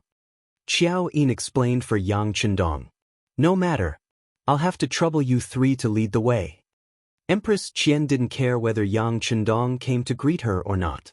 What she cared about was the news the palace maids told her. It was that Ingzong wasn't dead. Just this one sentence was enough for her to take any risk and meet anyone. Speaking of this Empress Qian, she was truly a good woman. She wasn't greedy for money or power. She truly loved Zhu Qizhen wholeheartedly and saw him as her husband, not some emperor or monarch. History recorded that Ingzong was captured by the Walla during the Tuma rebellion. In order to bring Ingzong back, Qian used up all of her wealth to redeem Ingzong. She lived frugally and cried all day long, praying to the gods to protect Ingzong's safe return. When she was tired, she would lie down on the ground, crippling one leg and blinding one eye from crying. When Ming Ingzong ascended the throne, Qian was honored as the Empress Dowager. After Ingzong returned, she and her husband were imprisoned in the southern palace for 7 years, relying on each other for survival. In the 8th year of Jingtai, 1457, Ingzong was restored and Qian was reinstated as the empress. In the 8th year of Tianshun, 1464, Emperor Ingzong passed away. His posthumous edict read, "After Empress Qian lives for 10,000 years, she shall be buried with Zhen." After Emperor Ingzong ascended the throne, he honored her as the Empress Dowager and gave her the insignia of Ci. It was precisely because he already knew this that Yang Chendong dared to inform Empress Qian that Ingzong was still alive, and not Empress Dowager Sunday. This was because the Security Bureau had already sent news that Empress Dowager Sun was currently under strict protection by Jining. It was likely that she would not be able to see her at all. Anyone who met the Empress Dowager in private would be arrested without question. In the main hall, Yang Chendong was listening to Tiger's Man's report and the movements of the embroidered uniform guards. Yang Chendong knew that it was only a matter of time before the news of his return leaked out. It would take at most 1 day, or at most half a day for someone to point the finger at him. How to strengthen his strength in this period of time became the most important problem. This was also the reason why he let Tang Tong go. He was also gambling. He was gambling that this person would be loyal to Emperor Ingzong and fight for a future. From the information from the Security Bureau, this person was indeed working hard. He had already contacted many embroidered uniform guards Qianhu and Baihu. However, at the same time, he had also caused quite a commotion. Jining probably already knew about it. Arrange for Baizhua to lead the Ghost Shadow Sniper team out of the manor to provide support. Remember, this is not the time to kill, but to warn.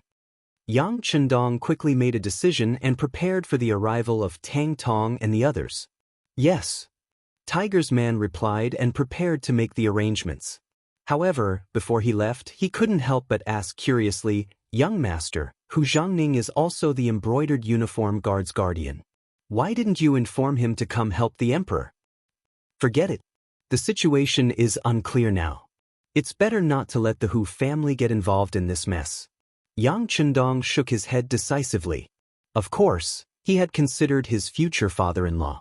However, he could support Emperor Ingzong because he had the means to protect himself. However, the Hu family was different. Moreover, They were in the capital.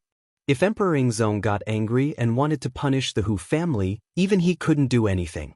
Since the young master had already made plans, Tiger's man naturally wouldn't ask any more questions. After agreeing, he turned and left. Just as Tiger's man left, Empress Qian, dressed as a palace maid, came to the main hall. It had to be said that the Empress was the Empress. Even though she was dressed in palace maid attire, it was still difficult to hide her noble aura. In addition, she was indeed very beautiful and young. Her appearance actually made Yang Chendong's eyes light up. The surprise only lasted for a moment. Yang Chendong quickly considered everyone's identity. He immediately knelt on the ground and said, "This subject pays respects to the Empress." "No need to be so polite. Yang Chendong, you said that Emperor Yingzong is still alive. Do you have any evidence?" Empress Qian's face was anxious. Her eyes were like limpid autumn water, expressing her current mood. "Yes, please take a look." As Yang Chendong replied, he took out the secret letter written by Zhu Qizhen and handed it to Empress Qian. She received the dense letter with trembling hands. When she opened it and saw the familiar words, Empress Qian couldn't help but cry. This long-awaited handwritten letter was enough to prove that Emperor Yingzong was still alive. For a woman like her, this was the greatest joy. The secret letter had originally been written to Empress Qian. It recorded Emperor Yingzong's recent situation, especially how Yang Chendong had performed a great service and how he had protected Zhu Qizhen to safely escape from the Tumu Castle. Now, he had been conferred the title of Count of Loyalty and Courage, a trustworthy person. No matter what the situation in the capital was like, this person was trustworthy. He hoped that Empress Qian and Empress Dowager's son would cooperate with the Count of Loyalty and Courage. At the end, he wrote that in a few days, he would return to the capital under the protection of the officials. At that time, it would be time for husband and wife to be reunited. Emperor Yingzong was indeed fine and would soon return to the capital. This allowed the large stone hanging in Empress Qian's heart to be put down. She tightly grasped the letter in her hand. When she looked at Yang Chendong, she was about to kneel on the ground to express her gratitude. "Empress, you must not do this." Yang Chendong had long been prepared for this. Everything he had done could not be resolved with a single kneel. It would be better to leave this kneel so that Emperor Yingzong and Empress Qian could continue to express their gratitude. With Yang Chendong's shout, Hu Yan, Xiao Yin, and the other girls came over to help Empress Qian up. Being supported by the girls, Empress Qian knew that kneeling to express her gratitude would not do. Empress Qian excitedly said, "Count of Loyalty and Courage, Emperor Yingzong told me to cooperate with you in all matters. What do you think this Empress can do? Stay here for the time being. I won't hide it from you. I'm afraid that someone already knows that I've returned and that Emperor Yingzong is still alive. They're probably looking for you right now, so it's safer for you to stay here." Yang Chendong thought about how Jin Ying and eunuch Xing, and would probably be very disappointed that he had not gone to the imperial palace according to the previous agreement. "Looking for me? Poor they. What do they want?" Although Empress Qian was pure and kind, it did not mean that she was not scheming. From Yang Chendong's words, she had already guessed something. At this point, there was no need to hide some things. Yang Chendong said, "The ones looking for you should be Xing and eunuch Jin Ying. They know that Emperor Yingzong has returned and want to capture you to force the emperor to hold back." "What? Xing, and also betrayed me?"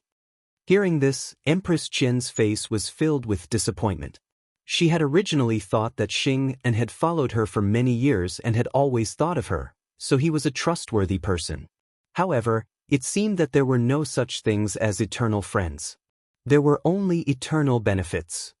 In the imperial palace, the appointed time had arrived. Not only had the mysterious vanguard not appeared, but even Mao Mu had disappeared. Jin Ying and Xing and were both shocked. Xing and suddenly cried out, "Not good, we might have been tricked. Quick, come with me to the imperial palace to see if the empress is still there." Xing An's reaction wasn't slow, but Yang Chendong had changed his plans long ago. How could he have predicted this? By the time they returned to the empress chambers, Empress Qian had truly disappeared. For a moment, The two eunuchs slapped their knees in hatred, hating themselves for being so careless. At this moment, another eunuch came to report that the embroidered uniform guard had important matters to report.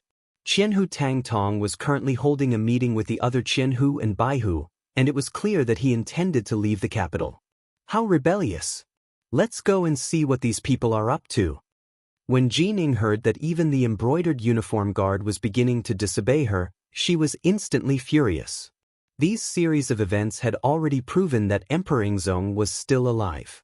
Otherwise, what was the point of setting up such a large game of chess? Jining sensed that the situation was about to spiral out of control, so she hastily left the Empress' chambers and ran into an agent of the embroidered uniform guard. While they were still some distance away, the agent anxiously said, "Eunuch Jin, your subordinate has already investigated.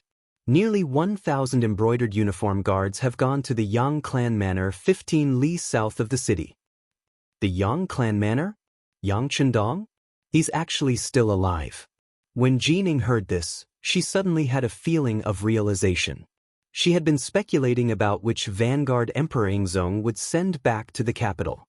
For this matter, she had already arranged for all the soldiers guarding the city to interrogate anyone who had come from outside, but they had found nothing. But if this person was Yang Chendong, then everything made sense. This person had never entered the capital, so how could she find him? Good, very good. Jining was not angry. On the contrary, she was rather happy. She had been afraid that she wouldn't be able to find this troublemaker. As long as this person was found, the matter would be easy to handle. She just needed to capture this person or directly kill him, severing Emperor Yingzong's foundation. Then she would have rendered a great service to Daizong.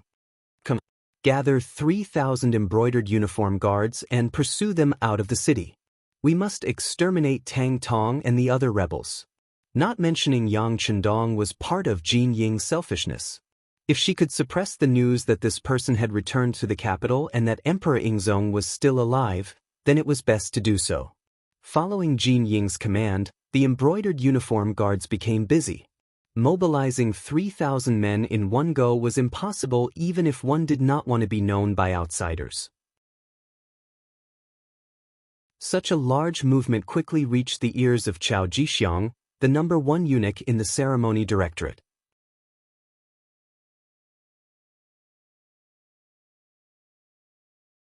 Chapter 155. Cao Jixiang was the first of Wang Zhen's students. In the first year of Zhengtong, 1436, the court sent an army to Luchuan to suppress Si Renfa. Cao Jixiang served as an army supervisor. In the 9th year of Zhengtong, 1444, Cao Jixiang participated in a punitive expedition against Wulianga. Together with Duke Cheng Zhuyong and eunuch Lu Yong, he sent out troops.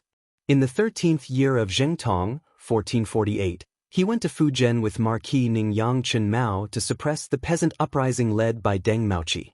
He supervised firearms with eunuch Wang Jin.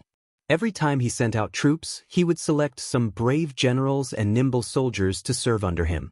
After he returned, he would raise them at home. Thus, there were many weapons and warriors hidden in his home. Because of his good performance, he was promoted to the position of first eunuch in charge of the ceremony directorate. In name, he held the right to mobilize the brocade guard in the East faction. However, this was only in name. In reality, regardless of whether it was during Wang Zhen's reign or Jin Ying's current reign, he was only in name. The only people he could mobilize were the 500 warriors hidden in his home. When this eunuch, who was nominally in charge of the brocade guard, heard the news of a large mobilization, he immediately sent people to investigate. He had always been very honest. Even though everyone knew that he was Wang Zhen's man, Jin Ying did not immediately act against him. However, this did not mean that he was honest. He just lacked an opportunity to rise up. This powerful eunuch of the Ming dynasty in history, who had even participated in a rebellion, finally felt restless. Seeing that Jin Ying had sucked up to Zhu Qiyu and become a powerful eunuch, Cao Jixiang did not immediately act. Instead, he waited.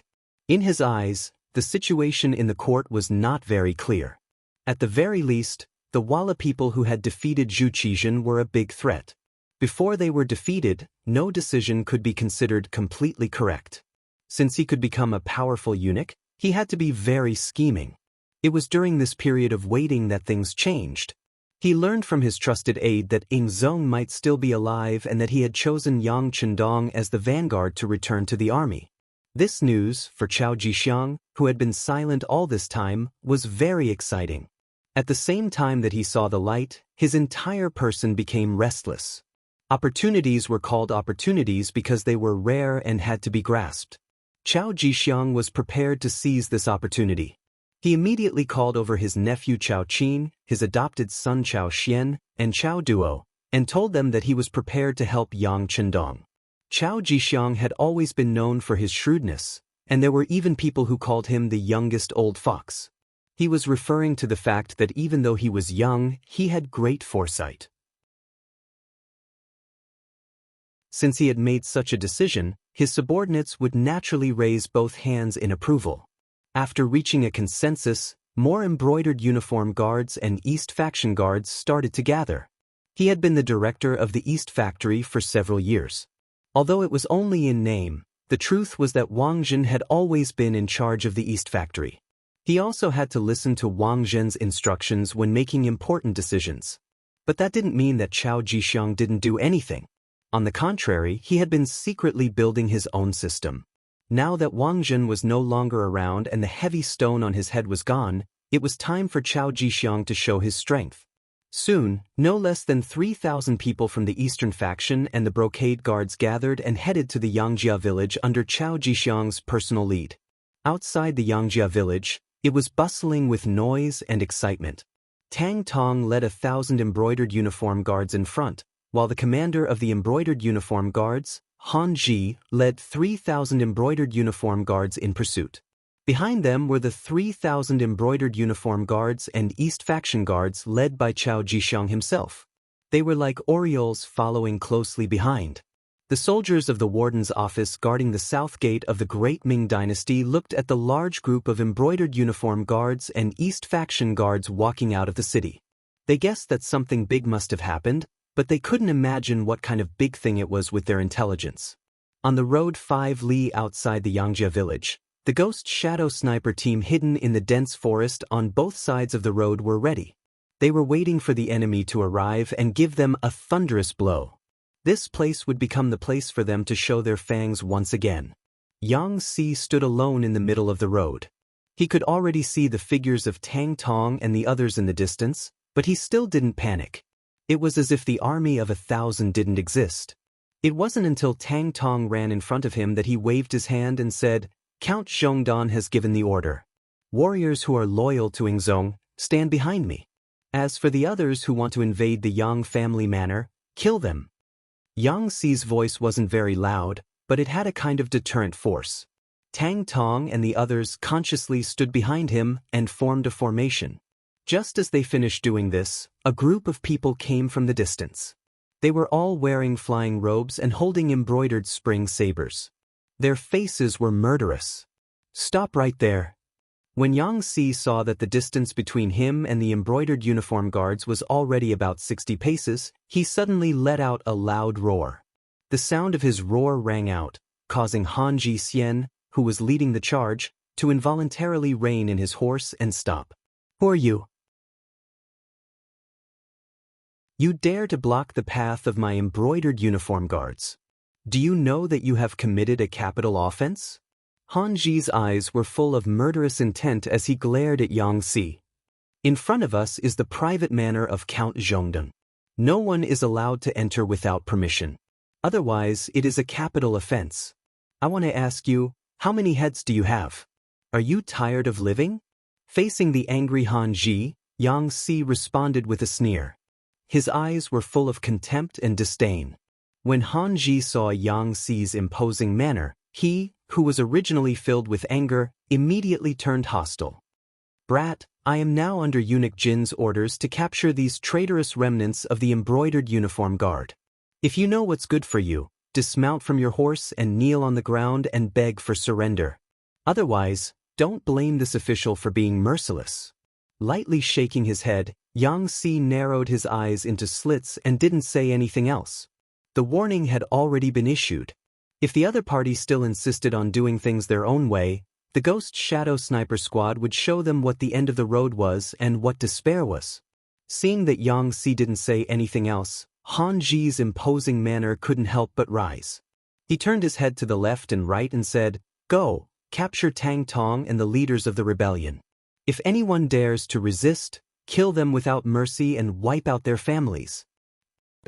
A few of the embroidered uniform guards who were swept by Han Ji's gaze immediately puffed out their chests and raised their heads. They rode their horses forward as if they couldn't bear to look at them. At the same time, their right hands pressed on the embroidered spring sabers at their waists. They looked like they would kill anyone who dared to resist. Puff, puff, puff. The snipers with silencers opened fire under Bai's command. Without the slightest movement, for embroidered uniform guards who were riding forward fell from their horses. When they landed on the ground, each of them widened their eyes. Their faces were filled with unwillingness and confusion. The 4 officers of the embroidered uniform guard were suddenly killed on the spot without any warning. This frightened the others.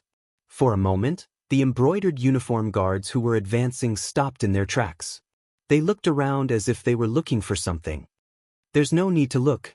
If anyone is looking, I guarantee that the next one to die will be him.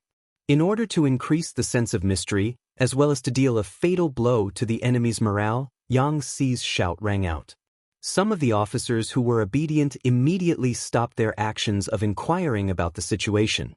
However, there were also 2 who didn't know what was good for them.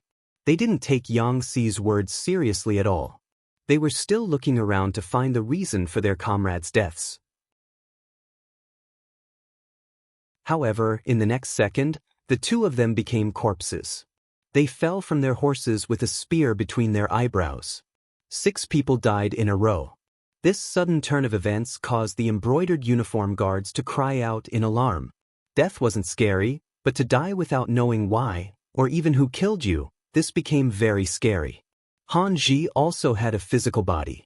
With the help of Jin Ying's power and influence, such a person would naturally cherish his life more than ordinary people. Glory and wealth were right in front of him. If he died without enjoying it, how unjust would that be? Seeing that 6 of his subordinates had died in succession, he really couldn't find the reason.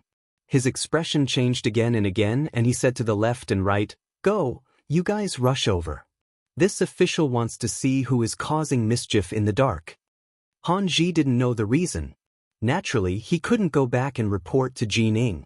Whether it was for his own position or to give his superiors an explanation, he needed more people to test the danger and find the real killer move. The embroidered uniform guards who were called out immediately changed their expressions. There were only 2 kinds of people who knew that they would die but still wanted to go forward. One was someone with strong faith. The other was someone who was stupid. For these embroidered uniform guards, faith was nothing. In their eyes, power and money were more important. To be elected to the embroidered uniform guards, they naturally weren't stupid. If there were no benefits, why would they be willing to take the risk? At that moment, several people looked at Han Ji with pleading eyes. Their pleading was very obvious. "What? Is no one going to listen to my orders? Let me tell you, if you rush forward and die in battle, you will die for the country. Your family will be compensated. On the other hand, if you disobey, not only will you die, your family will also be implicated. Choose for yourselves." The angry Han Ji wouldn't reason with his subordinates. He directly made his position clear. To outsiders, the embroidered uniform guards were very powerful. They could even capture important officials. However, at the same time, their internal rules were very strict. So strict that even the slightest mistake could result in death. Since Han Ji had already threatened them, they had no other choice. After a few people looked at each other, their eyes filled with determination. Their hands shook the reins of their horses and they leaped into the ranks. After a few more almost inaudible gunshots, none of the embroidered uniform guards were lucky enough to survive. They all fell off their horses and died.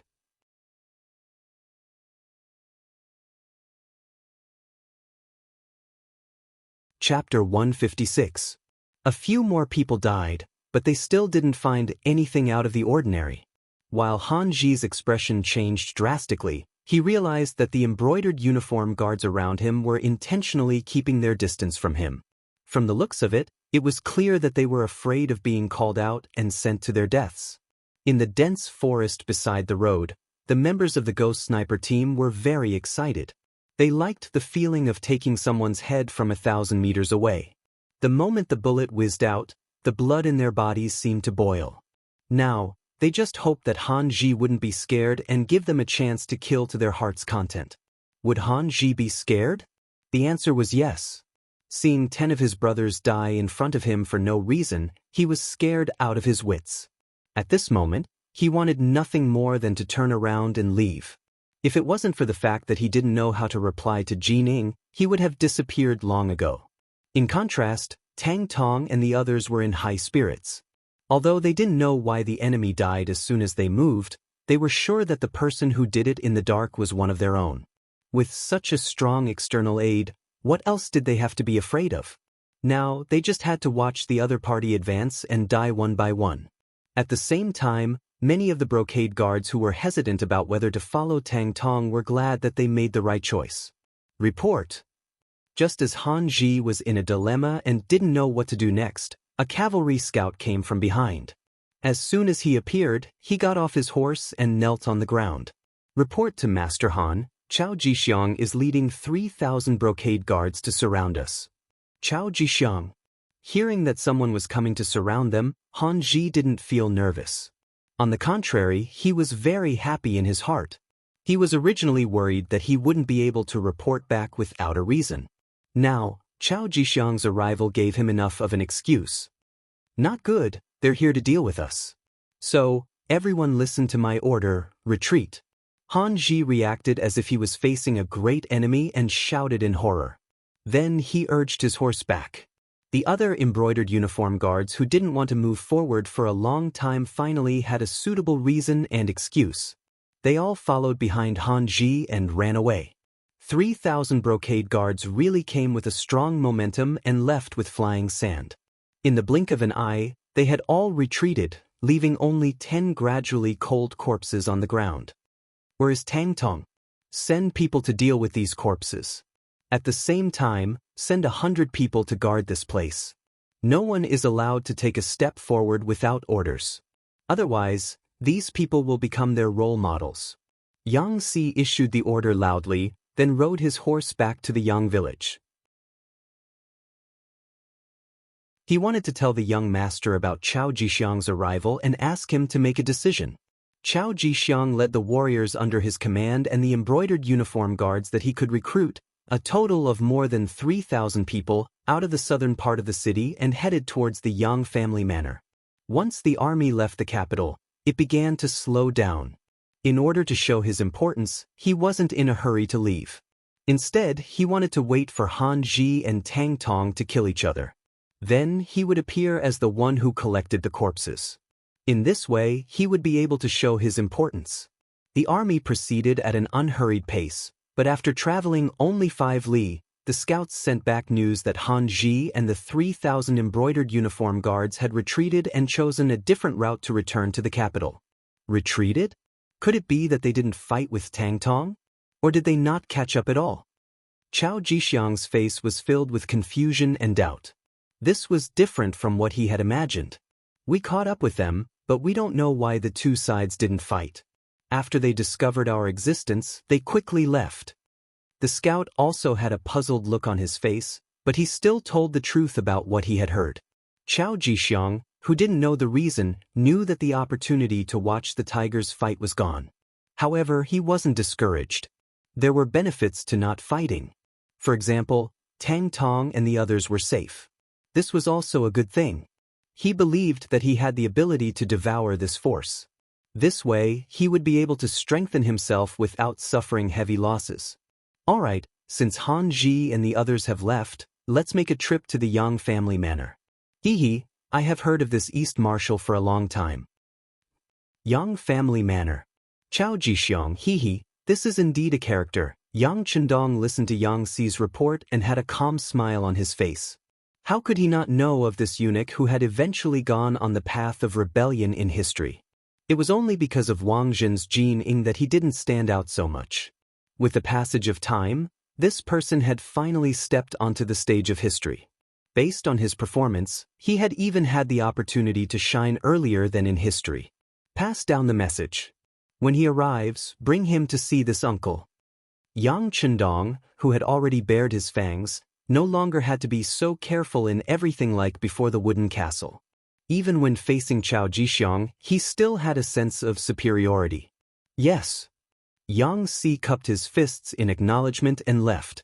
Yang Chendong was left alone to think about what to do next. He could no longer hide the fact that he was the vanguard of the Ying sect. A dynasty was about to have 2 emperors. He really didn't know what choice everyone would make.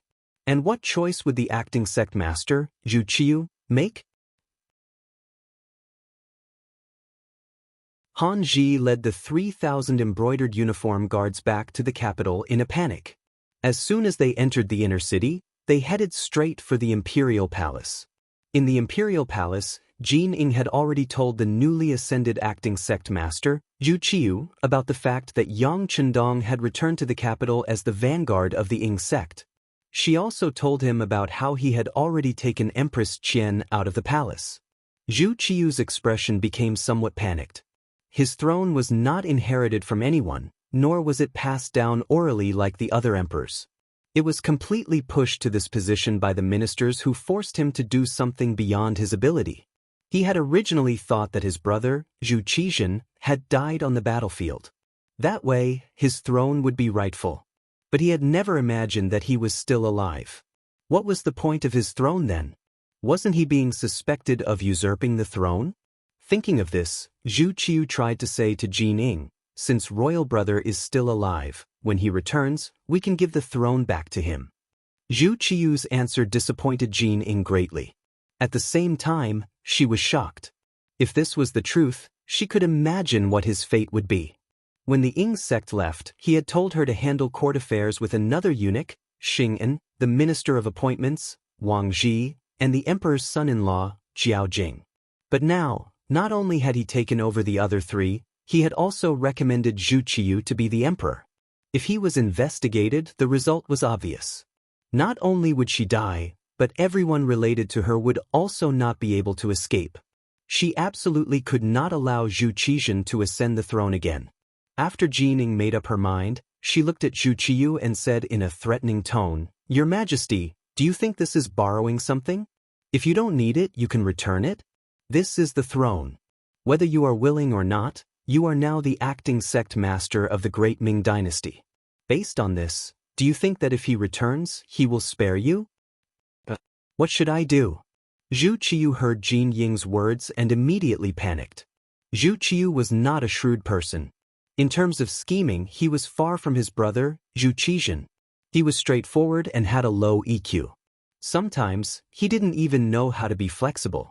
In history, he had even openly bribed the officials for his son to become the crown prince. This could be seen. Now that he heard Jin Ying's threatening words, he was naturally shocked. Speaking of which, no one wanted to die. Zhu Qiu was naturally the same. Especially after being the emperor for a few days, the people below were very polite to him. No matter what he wanted to do, they would obey. This feeling made him feel a little smug. Now, he had to give up all of his privileges and even bear the risk of losing his life. If it were anyone else, they would be afraid and reluctant to do so. Jin Ying saw that Zhu Qiu was a little scared and knew that her words had worked. While she was happy, she spoke her opinion and meaning. "Your Majesty, no matter how you obtain the throne, there is no doubt that it is legitimate.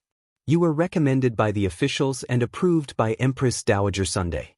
Then, you are the current emperor of the great Ming dynasty. There is no doubt about this. If anyone has doubts, then they should be arrested and killed as an example to others." Arrested and killed? Zhu Qiu repeated Jin Ying's words. "That's right, capture them and kill them. This way, no one will dare to say bad things about you. As for the matter of Emperor Yingzong returning to the court, I think we can make him the retired emperor, just like Li Yuan during the Tang dynasty. Wasn't he revered as the retired emperor by his second son, Li Shimin? In later generations, because Li Shimin was close to the government and loved the people, he was still revered as Emperor Taizong of the Tang dynasty. This is the example set by our predecessors. Jin Ying was not an ignorant and incompetent person. When she spoke of history, she was clear and logical. After Jin Ying's advice, Zhu Qiyu's expression became much better. He did not want to die. In order to live on and even live a better life, he could only let his imperial brother suffer. All right, then we will do as you say and honor my imperial brother as the retired emperor. However, I don't know how the officials will react. Will they support me? After all, I have only been the emperor for a few days. My imperial brother has been the emperor for more than 10 years. It's fine. As long as we give enough benefits, these officials will make the right choice, Jin Ying said confidently. Now that he had great power and Zhu Qiyu's support, he did not believe that anyone would dare to have any objections. Of course, he still prioritized roping in those who could be roped in. Ever since the Han dynasty revered Confucianism, the disciples of Confucianism were a privileged class and were high above the masses. They monopolized education and officialdom. They were decadent and fell. They were conservative and stubborn. However, they had great power.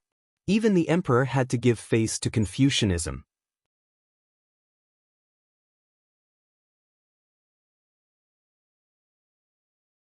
Chapter 157.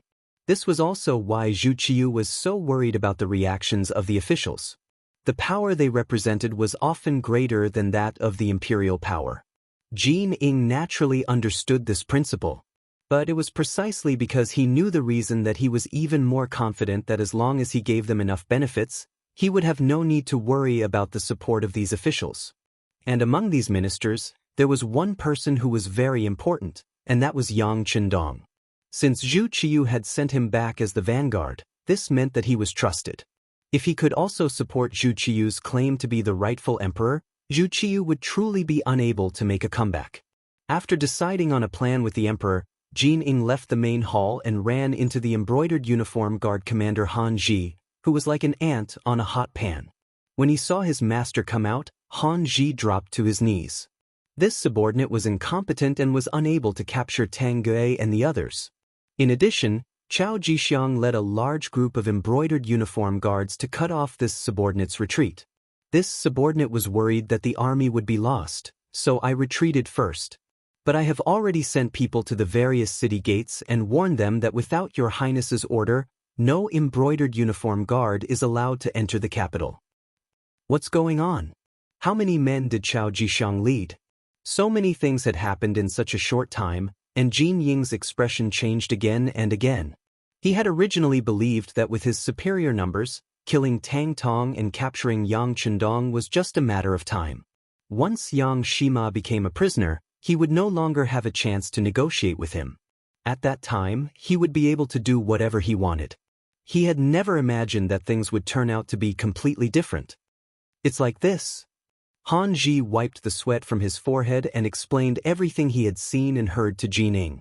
When he heard that 10 embroidered uniform guards had been killed without a single sign and that no one had been able to find out who had done it, Jin Ying knew that it had to have been the work of those advanced firearms. He also understood that the report that Qian Sengbao had taken the Yang clan and was searching for firearms was false. By the time he had received the news, Qian Sengbao had probably already been dead. It seemed that the Yang clan truly could not be underestimated.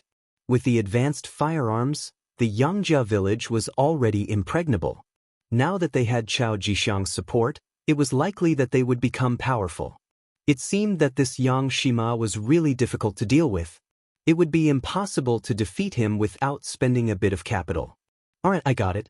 How about this? I will immediately report this matter to His Majesty. You lead the embroidered uniform guards and wait for my orders. After Jin Ying finished speaking, she turned around and walked towards the main hall of the palace. She found Zhu Qiyu again. My dear minister, is there something wrong? Seeing Jin Ying appear, for some reason, Zhu Qizhen felt a burst of panic in his heart. Your Majesty, things are indeed a little unexpected. That Yang Qindong, who was just conferred the title of Loyal and Courageous Count by Ying Zong, has a very powerful firearm in his hands. It can easily take a person's life within a few hundred steps. Just now, 10 embroidered uniform guards died in the hands of this firearm. As soon as Jin Ying saw Zhu Qizhen, she made the situation sound very serious. If she didn't do that, she wouldn't be able to get his attention, and it wouldn't be easy to talk about the following conditions. There's such a thing? What should we do? Zhu Qiyu started to panic again. He really didn't expect that he would be so nervous as emperor. Don't worry, I'll say the same thing. Your Majesty, as long as we give the loyal and courageous Count enough benefits, it will be very easy for him to recognize you as emperor. Now, it's up to us to see how much capital we can spend, Jin Ying asked tentatively. Although he said that he had great power now when it came to conferring titles, it wasn't something that a powerful official like him could decide. All right, as long as he's willing to recognize me as emperor, I'll confer him a high official. My dear minister, what do you think will satisfy him? In order to become emperor, Zhu Qiyu's life would no longer be threatened. At this moment, he was also willing to spend a lot of capital. With Zhu Qiyu's attitude, Jin Ying breathed a sigh of relief. Your Majesty, since Yingzong can confer him the title of Count, why can't we confer him the title of Marquis?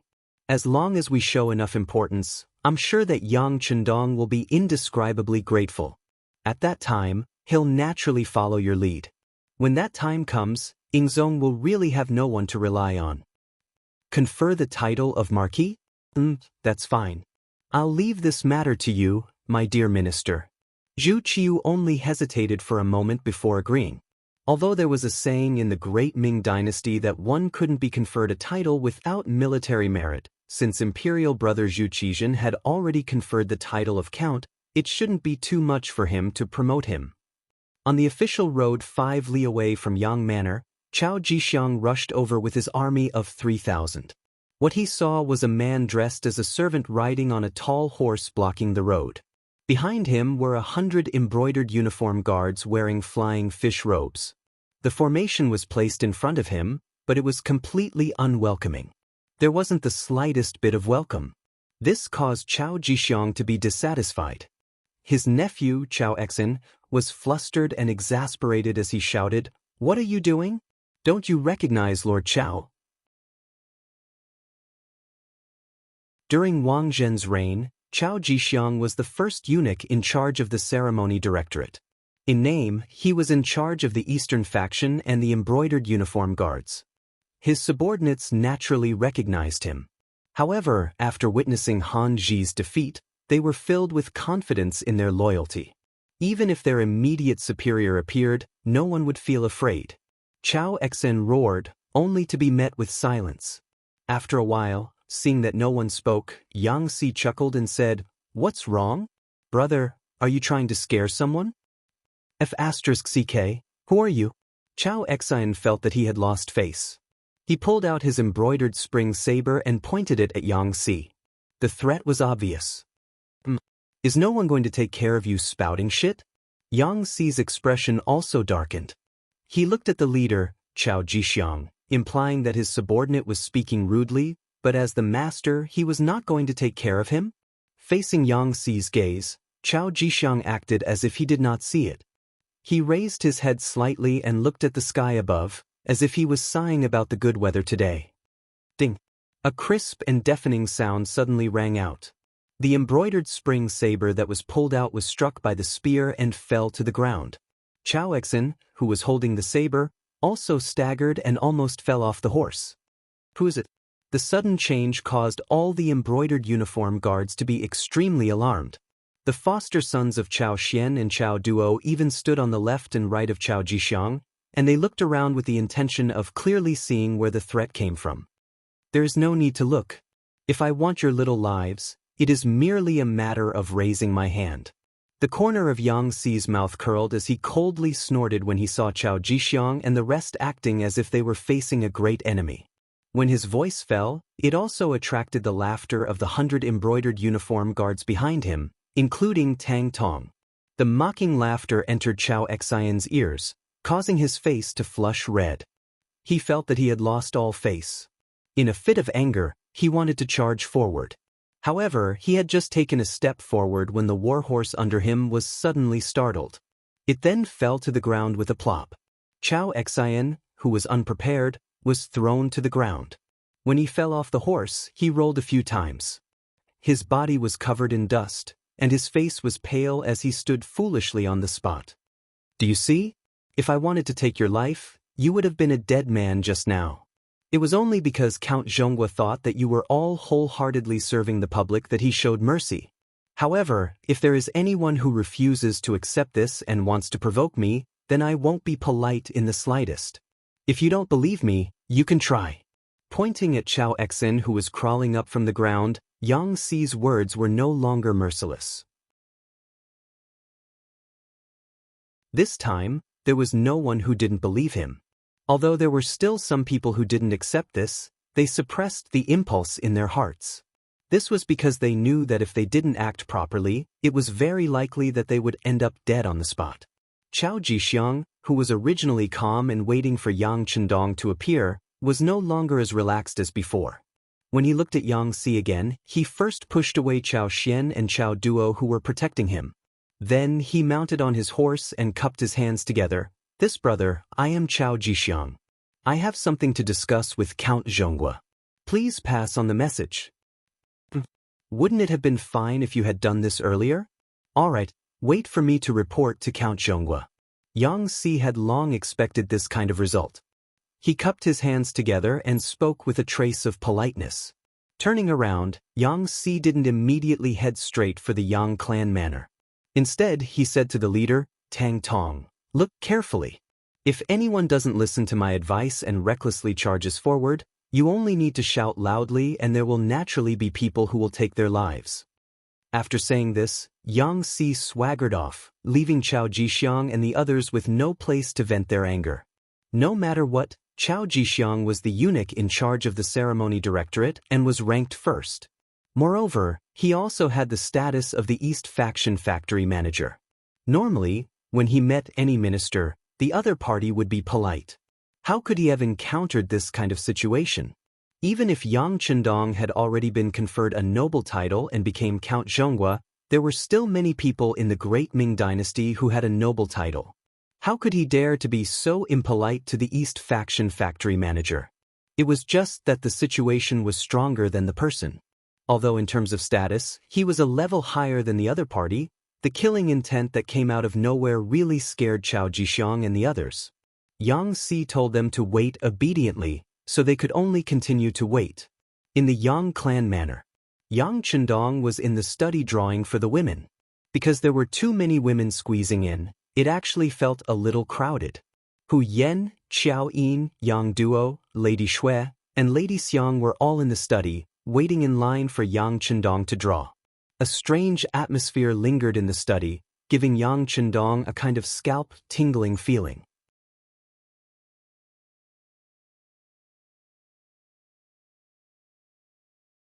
Chapter 158. Among the 5 women, Hu Yan and Yang Duo were in the same group. Their gazes were the most direct, sweeping over Xiao Yin and the other 2 women from time to time, giving people the feeling that they were scanning their bodies.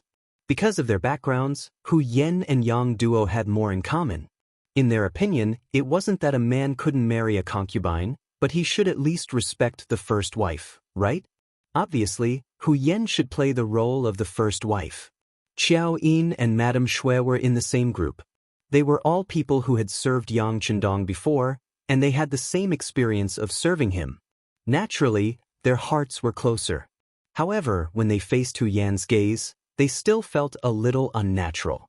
Perhaps they also knew that with their backgrounds, it was impossible for them to be the first wife of the 6th young master. To be able to become a concubine was already a blessing from their ancestors. The last of the 5 women, Madame Xiang, felt uncomfortable standing there. She was extremely careful when she spoke and walked. Her background wasn't good, and she hadn't been recognized by Yang Chendong. Logically speaking, she shouldn't stay here. However, after experiencing the previous incident, she didn't want to let go of this relationship. So what if she was looked down upon? In short, this time she definitely wouldn't back down. Even if she had to refuse, she would do it on Dong Shuai's bed. It was said that 3 women were enough to make a show, but now there were 5 women. 4 of them had feelings for him, and one of them was his biological sister. Yang Chendong didn't know what to do. Although he was still holding a brush, he was no longer in the mood to paint. Cough. With a light cough, Yang Chendong decided to change the situation. Some things needed to be made clear.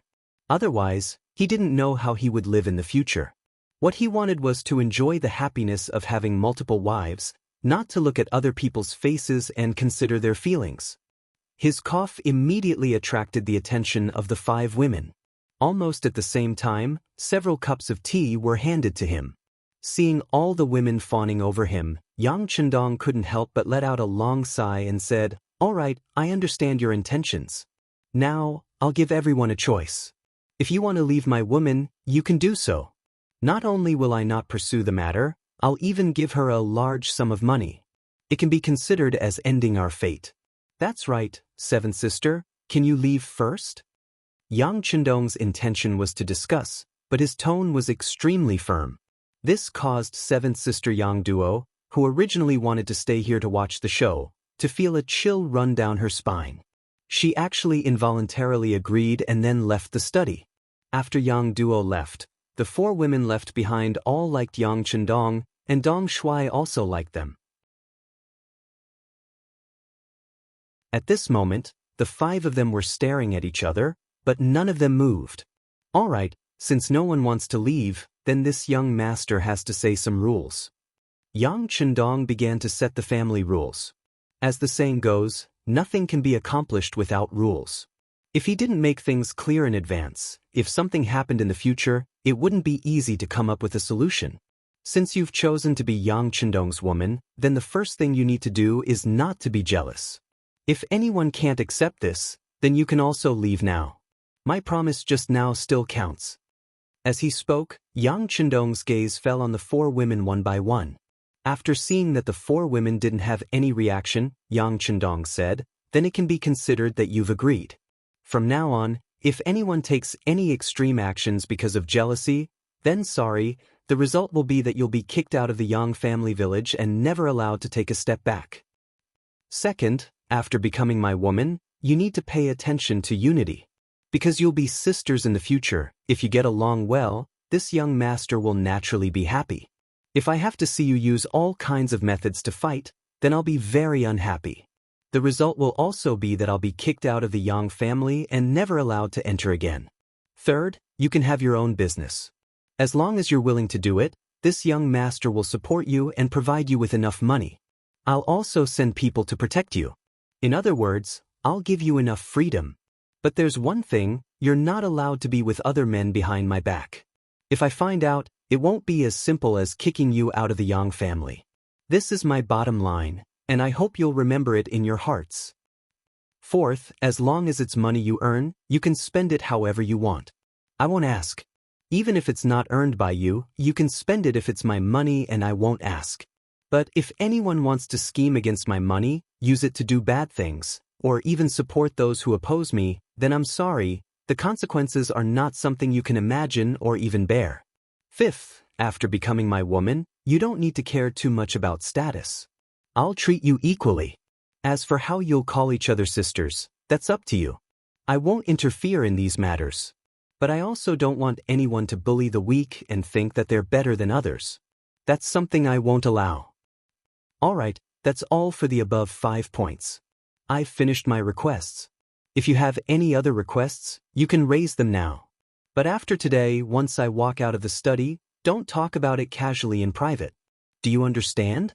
Yang Chendong pretended to have a cold face as he raised the 5 requests. Then, his face turned from gloomy to sunny and was full of smiles. When it came to feelings, Yang Chendong had to admit that he was a little selfish. For women, it could be said that each had her own merits. He didn't want to let go of any of them, but he also didn't want to hurt any of them, so he had to say the ugly words first. Yang Chendong changed from a cold face to a smiling face, causing the 4 women to feel relieved. Then they began to express their opinions one by one. The first to speak was Hu Yen. Although none of the women said anything, Everyone knew that Hu Yen was very likely to become Yang Chendong's wife in terms of background and knowledge. This was determined by the environment, and it was very difficult for Yang Chendong to change it. Not to mention, Hu Yen knew that Yang Chendong was likely to have an accident, but she still came to Yang Chendong and claimed to be the daughter-in-law of the Yang family. Just this point alone was not comparable to ordinary women. If she became the first wife, others would not have any objection. Hu Yen was the first to stand up. Her eyes fell on Yang Chendong, and she said with shyness, "I abide by the 5 requirements of Dong Shui. At the same time, I also have to criticize myself. In fact, I didn't mean to be rude to my sisters. It's all my 7th sister who taught you. Alas, she suffered in the Wang family. She was afraid that you would suffer like this, so she did this. I can understand, but don't do it again. You can't do this in the future. I'm not that Wang Go. By the way, you can call me Lu Lang in the future." Yang Chendong's face was full of smiles. He had already learned from Yang Si and Yang Lu that before he came back, the women got along very well. For such a sudden change, it must be 7th sister who played a role in it. Sure enough, Yang Chendong directly pointed out the problem. Hu Yen blushed and said, "I really can't hide anything from Lu Lang." Lu Lang is a good name. Of course, only my women are qualified to call me that. Okay, come over and let Lu Lang hug you. Yang Chendong laughed and ignored Xiao Yin and the other women who wanted to say something. He first put Hu Yen, who was the closest to him, on his lap. Since he had made the request and no one had any objections, there was no need to listen to the attitudes of these women. Wouldn't it be better to see everything through their actions in the future? It was Hu Yan's first time being so close to Yang Chendong, and she immediately blushed. However, when Xiao Yin, Madame Shui, and Madame Shui also came to Yang Chendong's side and huddled together, her shyness quickly disappeared and she blended into the warm atmosphere. Outside the study, Yang Si had been there for a while, but when he saw Miss Seven guarding here and not allowing anyone to enter, he could only stand aside and wait respectfully. It was not until about an hour later that Yang Chendong's voice came from inside. "Yang Si, you're back, right? Come in and talk." "Yes." Yang Si quickly responded, then lowered his head and entered the study. As soon as he entered, he said without even raising his head, "Young master, the Ghost Shadow Sniper team frightened Chao Jixiang. They are now 5 miles away from the manor, waiting for young master to meet them." Well done. How about this? Let Chao Jixiang enter the manor and allow him to bring 2 embroidered uniform guards with him. Remember, 2 people at most. If he doesn't want to, he can go back to where he came from. Yang Chendong waved his hand, not treating Chao Jixiang as an important person at all. "Understood." Yang Si responded, then turned and left. He could only bring 2 attendants. Whether Chao Jixiang would agree or not was not within his scope of consideration. He only needed to listen to the young master's orders. At this time, Chao Jixiang was already impatient. After more than an hour, he still did not see Yang Si return. If he rode a horse from here to the Yang Manor, it would only take a moment for him to go back and forth. However, after such a long time, he still did not see Chu Li, which made him feel like he was being played. However, although he was impatient, he still could not leave. After all, if he wanted to contact Ying Zong, he could only find Yang Chendong. Thus, even if he was angry, he did not show it on his face. His nephew, Chao Xian, had already patted off all the dust on his body. He felt embarrassed as he stared at Tang Tong and the 100 embroidered uniform guards opposite him. If eyes could kill, Jie and the others would have died many times over. "Uncle, why don't we kill our way into the manor and capture Yang Chendong alive? I don't believe that he won't tell us where Ying Zong is." Chao Xian, who wanted to regain his face, saw that Yang Si was not coming back, so he impatiently suggested to Chao Jixiang.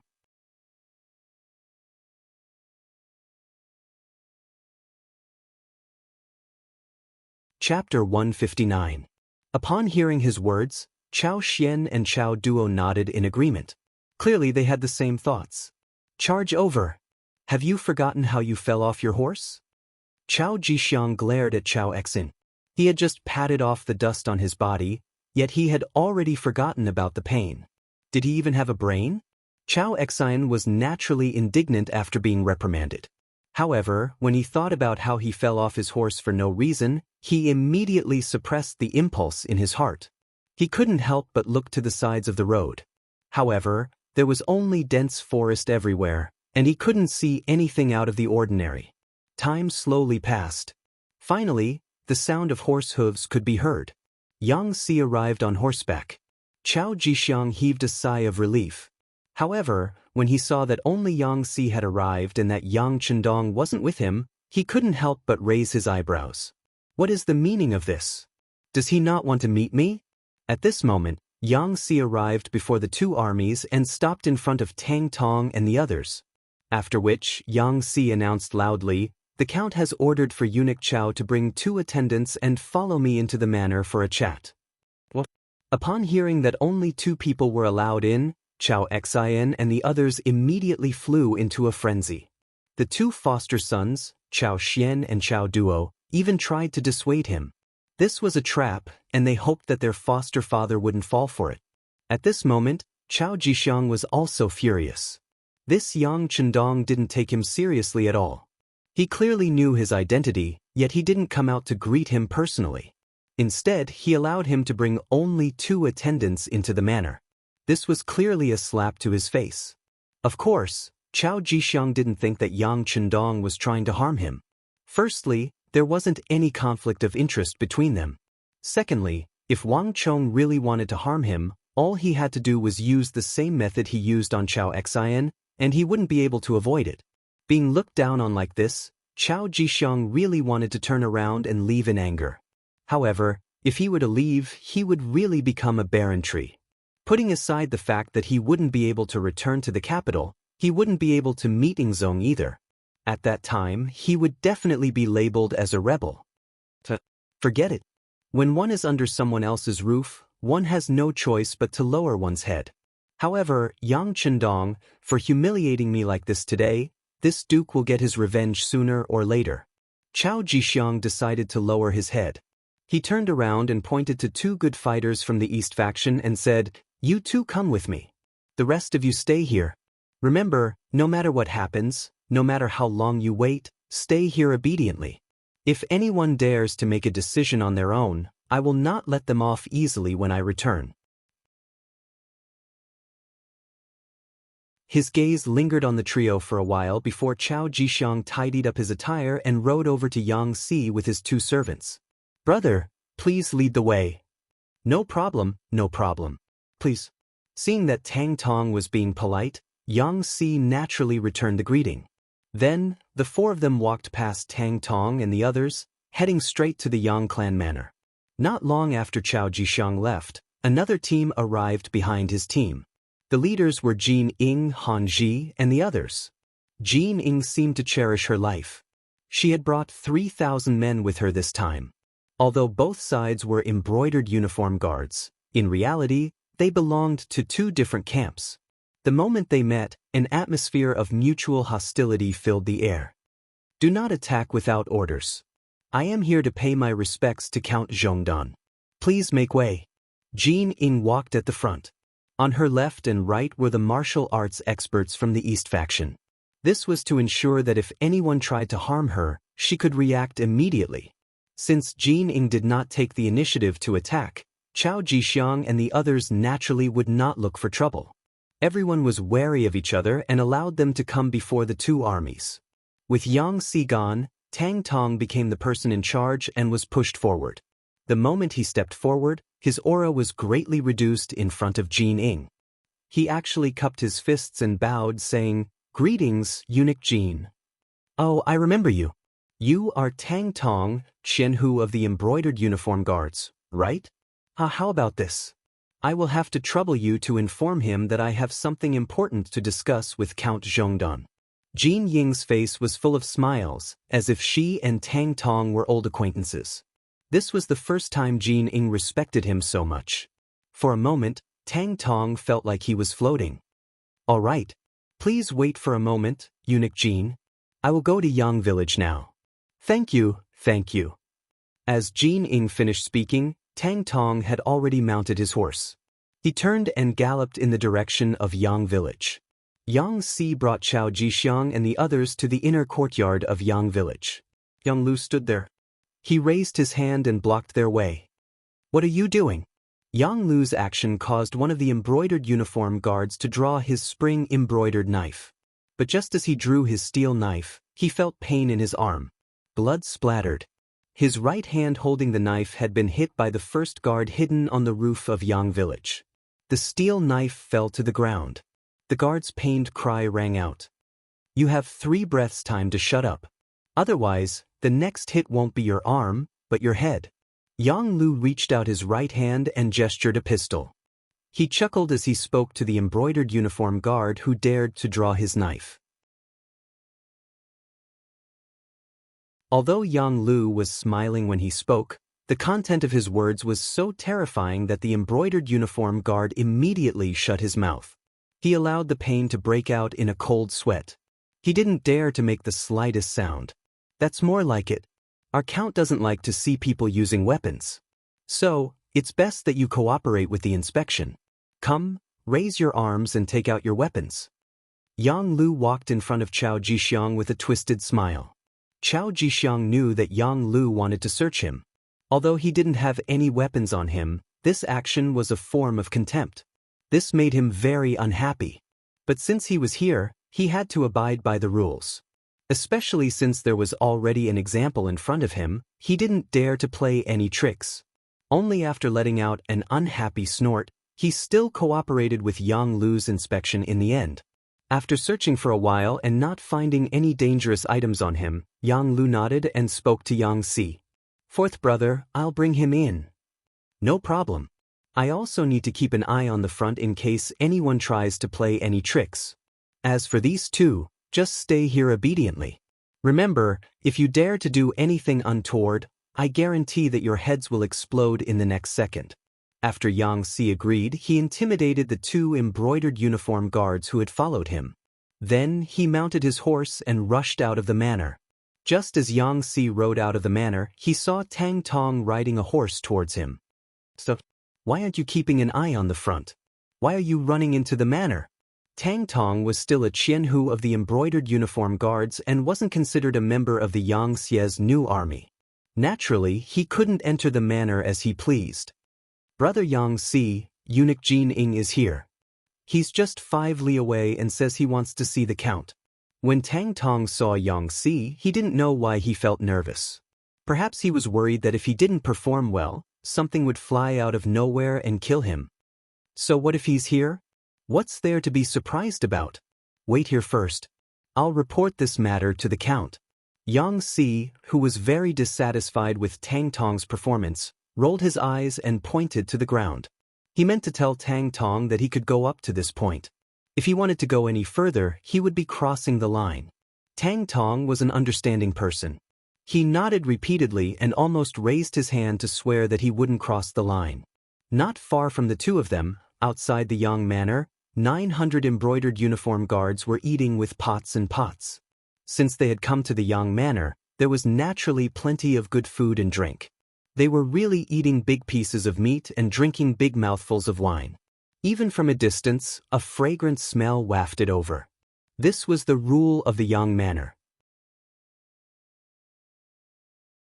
As long as you weren't a member of the Yang Manor, no matter what your status was, you couldn't stay here without permission.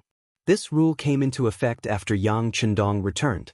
In the side hall of the Yang family manor, Chao Jixiang saw Yang Chendong, who was dressed in green. Just like before the battle, he was wearing the most ordinary green clothes. When Yang Chendong walked out under the protection of Tiger's Mane, Chao Jixiang hurriedly stood up and said respectfully with a smile, "Greetings, Count Zhongdan. Eunuch Chao is too polite. Take a seat." Casually pointing to a chair, Yang Chendong sat down at the head of the table with a smile on his face. When Yang Chendong sat down, Chao Jixiang slowly sat down, giving off a feeling that he was following the rules. But the more he acted like this, the more Yang Chendong felt that this person wasn't simple, and the more cautious he became. After both parties sat down, Yang Chendong took the initiative to speak. "I believe Eunuch Chao is here to ask about Ing Zong's whereabouts. This count can tell you that the emperor is fine. He eats well and sleeps well. He is on his way to the capital. It's just that. Hearing that Zong was fine, Chao Jixiang's face revealed a happy smile. Dai Zong had already put Jin Ying in an important position, so it was impossible for him to put him in an important position. But with Zong, if Wang Zhen died, he would have a chance to be promoted. But after hearing Yang Chendong's words, his originally smiling face became tense. But what does Count Zhongdan mean by just that? With a long sigh, Yang Chendong pretended to bemoan the state of the universe and the fate of mankind and said, "But now that there is an emperor in the capital, I really don't know what will happen to Zong when he returns." After hearing this, Chao Jixiang's face became much more unsightly. Now that there was a new substitute emperor, Zhu Qiyu, in the capital, why would Zhu Qizhen return at this time? It was impossible for there to be two emperors in a single dynasty. One of them was destined to leave the throne. Although Zong had been the emperor for a long time, Dai Zong now occupied the capital, controlled the army, and had the initiative. If they really fought, it was unknown who would win. You're tuning in to the Wang Lin's Journey YouTube channel. Don't forget to subscribe and join us on this journey to catch the most captivating stories.